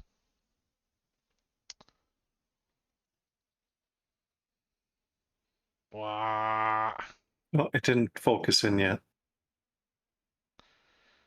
It may Maybe a be little back. it may be the people on the stream are the only ones that are going to see it because on Discord I've got a little. So there you go. I'll show you guys here in just a second. Oh, on the stream it looks good. Yeah. Yeah. Yeah. So he's going to attack Wes. And so he rushes forward, and those little rats in his eye sockets, little rat in his mouth, are all chittering away.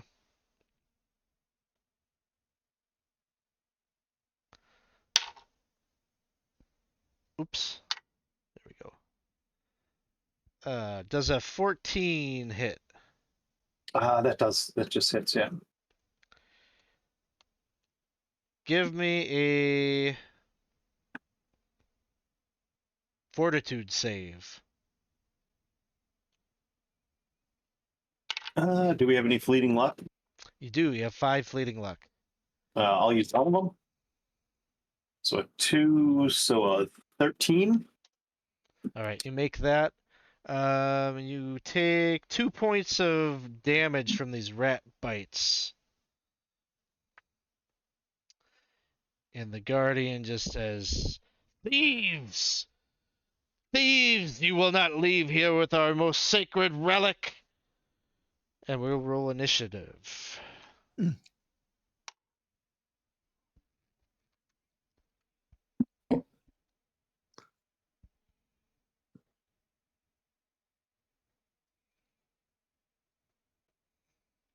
All right, Mickey, what did you have? 7. Wes, I have a 13. 13. Alef, 13-2. and Ruclef, 19. 19. Okay. The Catacomb Guardian is gonna go first. And so as soon as he's like raising this alarm, he's screeching, and suddenly all of the rats, their mouths open wide, and they all let out this horrifying high-pitched screech that is just a horrible, horrible sound and wail. I need each of you to make a will save. DC 10 or fall unconscious. Well, I got a 17. I got For whoever 18. needs fleeting luck. I Mickey. got an 8. Okay. So can I use 2 fleeting luck to take it up to the 10? Do we have that much? Yep, you do, and then you still have 2 left. What's going on, Mickey? What'd you get? I think he's flipping us off because it's blurred. Oh, Oh, 1. you rolled a 1. Okay. So, Mickey falls unconscious, and we lose the rest of the fleeting luck. All right. So so you see Mickey just like, you know that part in like Ghostbusters 2 when they're like down in the slime tunnel and like the ghost train comes and Winston's just sitting there like, ah, All right. like Mickey's doing that, but as he's doing so, the pigment of his hair is turning like bone white, and like he's like aging rapidly as this is happening. Holy to him. crap. That's gonna bring us to Ruclef. All right. I say, everybody move past me. I move up to this thing and swing, hoping that my weapon can hit it. Ooh, that is a 19 on the die, so that is in my crit range. Oh, nice. My critical threat range is 19 and 20. Let's see. 9 again.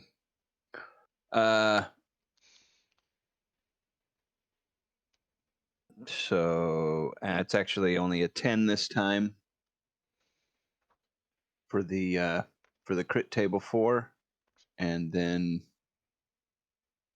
8, 12, 13. 13 points to start out with.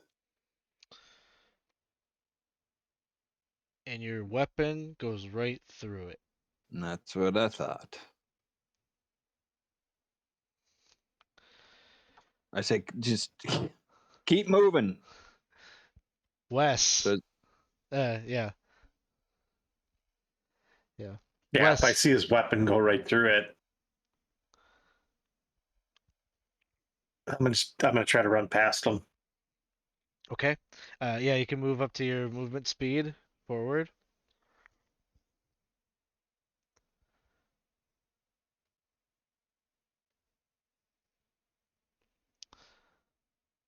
Alef.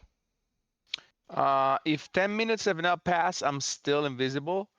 So regardless, he'll just run for it. Okay. Go for it. Yeah, you can move your movement speed.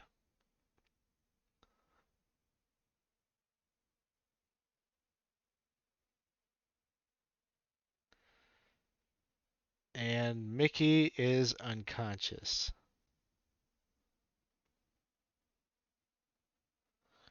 Which brings us back to the Catacomb Guardian, who's going to attack Ruclef. mm-hmm.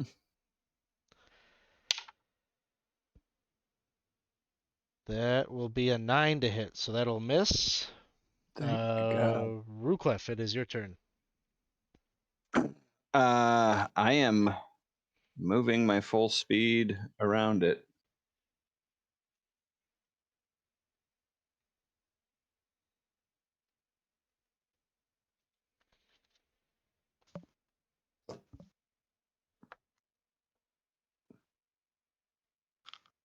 Sorry, Mickey.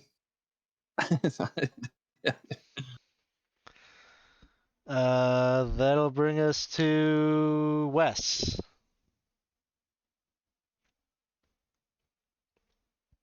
Wes and Aleph, if you're just running, you can move your tokens. Yeah. I'm gonna. Oh, I don't go that far. I don't know what happened to my token. It went. It's supposed to be right here. Sounds good. He went right to the wall. You're right. You're invisible too. Only I can do that. Yeah. Give it back. I look back at Mickey and just kind of give him the salute. The Guardian is going Mickey's to unconscious. He doesn't know that. No. 15 to hit. That hits. That'll be 4 points of damage, and then give me a Fortitude save. 4 points of damage. And do we have any fleeting luck? Just You have 0 fleeting luck at the moment. yeah. That's not bad. 17 plus 3, so 20. Okay, so you make that. Ruclef, it is your turn. Mm-hmm.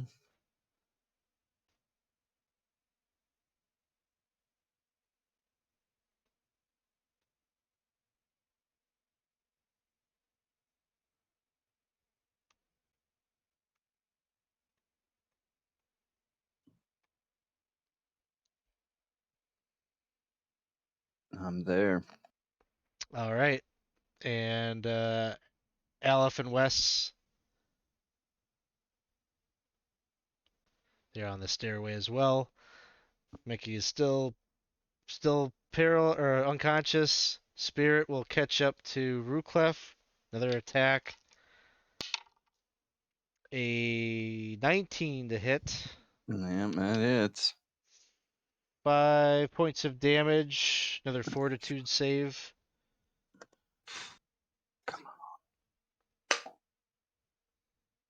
14. Makes it. All right. You guys are gonna keep going. I'm gonna give the Guardian one last attack on Ruclef. Thanks for the raid. Oh, we're getting raided by the Grouch Couch. Thank you so much for joining us tonight. We are playing DCC Lankhmar, the Rats of Ilthmar. We're playing for Extra Life here tonight. Let's give them a shout out. Hope you guys had a good game. Shout out the Grouch Couch. Awesome. Yeah, let us know what you guys are up to tonight. If you want to support our efforts, we're doing Extra Life, and we do have a giveaway underway right now. So go ahead and type !ticket if you'd like to enter that. We are nearing the end of our time here tonight, so we'll be doing that shortly.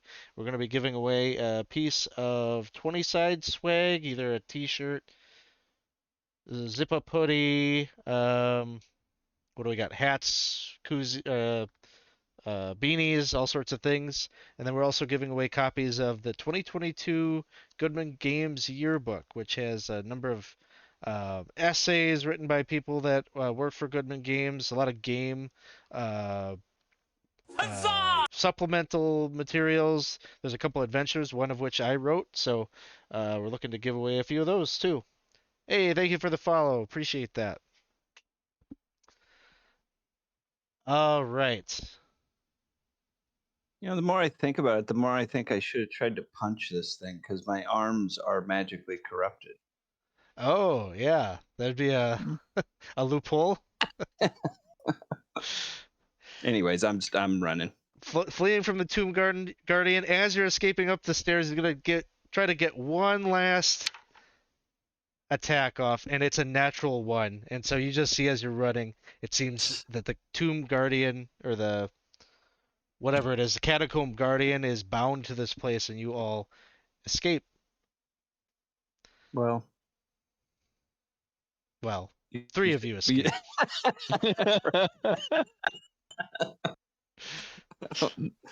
Poor Mickey. One of you doesn't. One of you has had a terrible day. And I think he's not. He doesn't care about me. I don't have the artifact, so.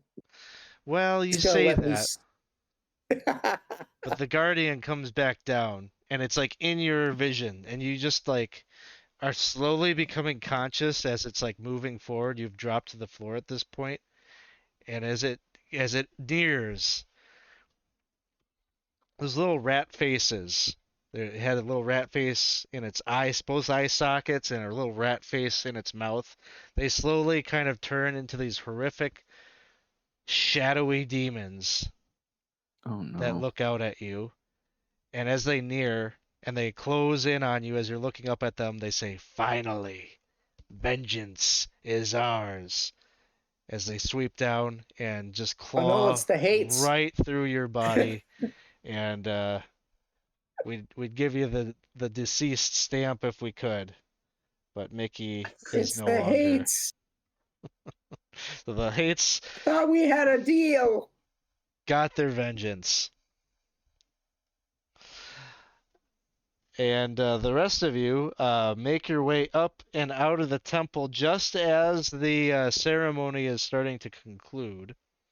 You jump outside the walls, and you see a frantic Jairus has been looking for you, and he says, Ruclef, you guys made it. Did you get what you needed to get what you came for? The hand. We did. We got it, and but we lost Mickey. He fell. Oh, But we need to get out of here. we do. I have a way for us to get out of here, but we have to go now. I identified the ship that they were going to use to transport the hand. There's nobody on it yet. They're all still in the ceremony. it'll be tough, but I think the four of us might be able to get it out of here.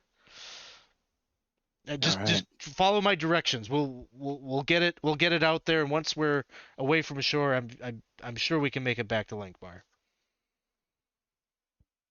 And so Lead the way.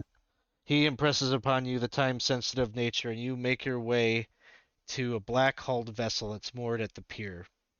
And Jairus would point out this is the one, get you on board, and he is just throwing out orders left and right for you to get this thing out to sea. But you manage to do so. Um, well, who has the lowest luck among you? 13. 12. 14. 12, I think, is the lowest. Alef, make a luck roll. There might be a complication if you roll higher. Yeah, there is a complication, Alex. Uh-oh.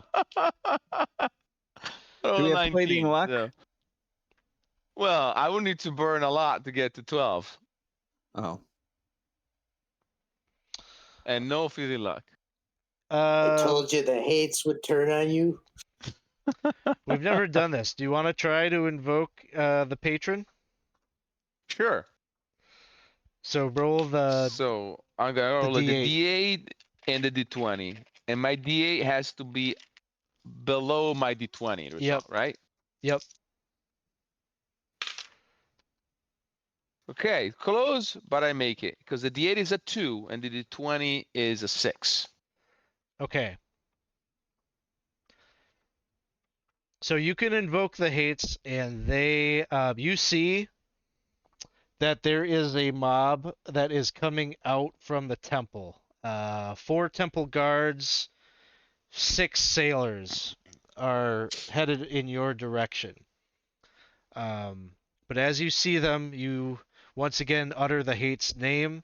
Maybe you pledge that you will do whatever it is that they need doing once you get back to Lankhmar. Take up a position.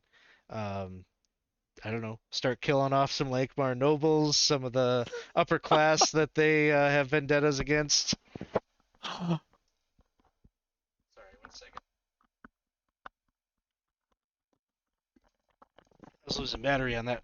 And the hates seem to make their influence known among that mob because all of a sudden they all start like throwing accusations out at one another, drawing weapons, and there is just like a bloody, almost seems like a gang fight. You know, half of these guys aren't even wearing any clothes. They just have these claws that they pull out. They just start like just murdering each other in the streets, giving you just that extra bit of time to get this vessel out to shore without them jumping on. So, well done. You make it back to Lankhmar a few days from now. The overseer makes good on his promises to you. He expunges your records. You are released from being held in the Lankhmar jail. And he makes it clear that this does not provide any protection for you going forward. This is just a cleaning of the slate. He expects you to keep your nose clean, or at the very least, stay out of the attention of the guard. That's unlikely. That's sort of the best that he can ask for is just don't get caught. And you What do. what about Mickey's share? Do we get that too and split it? He is fine with that. He had, I think you were all getting what was it, 150 each? 150. So he says, yeah, you could, make that 200 each and call it even.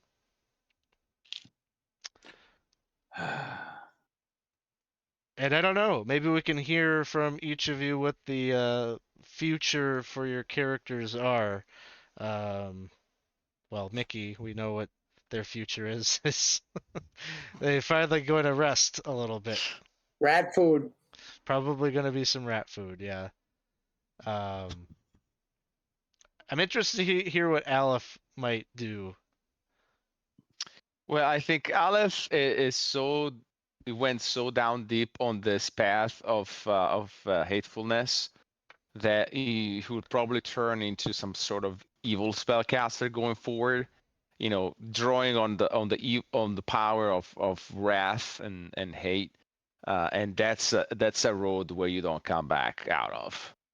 So I don't know what will be the specifics of how it will go out, but probably that's gonna happen.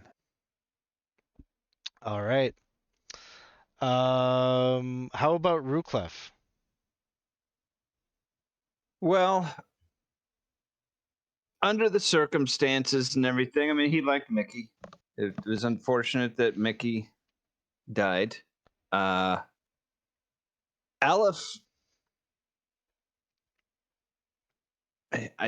he Ruclef probably wouldn't necessarily be too sad to see Alef go. If he's going down that path. I'm not a huge fan of magic users, anyways.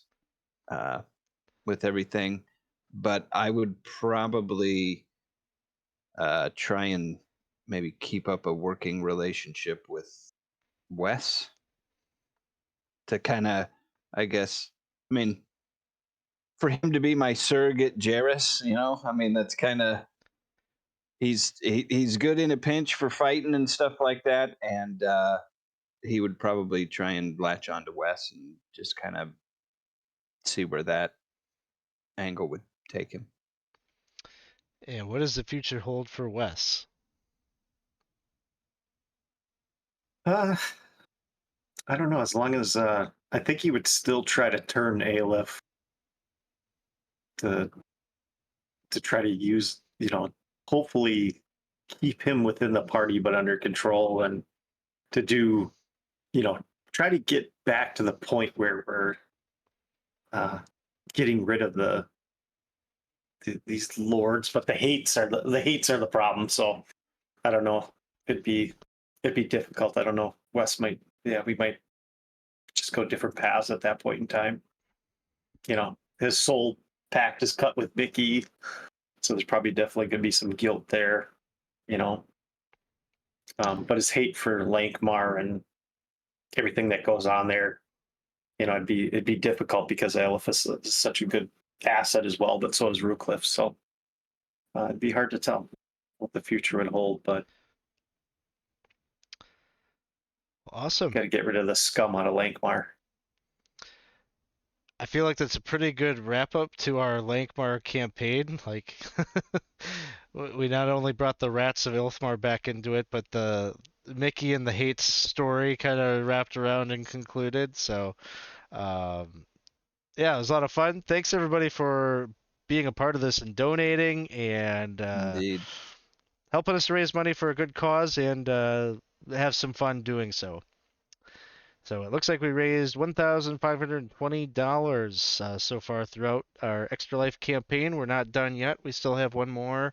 On Tuesday, we'll be playing some Dragonbane, so you come back, check that out on Tuesday night at, I think we're starting at 8 p.m. Central. Yeah, we got some giveaways to do. So we're gonna do 3 drawings. If your name is called, be sure to let us know that you're here in the chat because you do have to be present to redeem the what it is. So, and I need to get with each of you. I'll either do that through Twitch here if I don't know who you are. But if I know who you are, I'll probably reach out to you in Discord or whatever because I gotta know what piece of apparel you want. So here we go. We're gonna close the giveaway and draw our winners. All right. First winner is drumroll. Certifiable nerd. Are you out there? We'll see. We'll draw our next winner. We'll see. Yes, they. Oh, okay. Yes, they are there. One of the raiders coming in. Awesome. Yeah. Here, just join our Discord server. And I'll be in touch with you, and I'll get your shipping information and everything like that, and get what you want. You can choose from a T-shirt, zip-up hoodie, hat, I've got beanies, or yeah, those are the things there. And then I'll send you a copy of the 2022 Goodman Games Yearbook, which is pretty awesome. Let's draw our next winner here. Chris, you're a winner. I know how to get a Woo! hold of you, so I'll get your stuff after the stream here. And our third winner is Sundance Kid. Awesome, awesome. And I know how to get a hold of you, so awesome. Thanks everybody for all the donations and supporting our Extra Life campaign. If you want to come in and join us in Discord, that would be awesome. I just posted the link up a little bit there, but join us there. We're always recruiting people for games that we play here on the stream or off stream. We also have a community campaign, which is a 5e game where you can basically make a character and they're portable across a number of different games that the community put on. So yeah, just jump in the Discord server and ask about it, and we'll get you the details on how to participate in that. So with that, I think we are going to throw a raid out, maybe. Who should we go say hi to? Lots of fun, guys, though. I always enjoy playing with y'all. So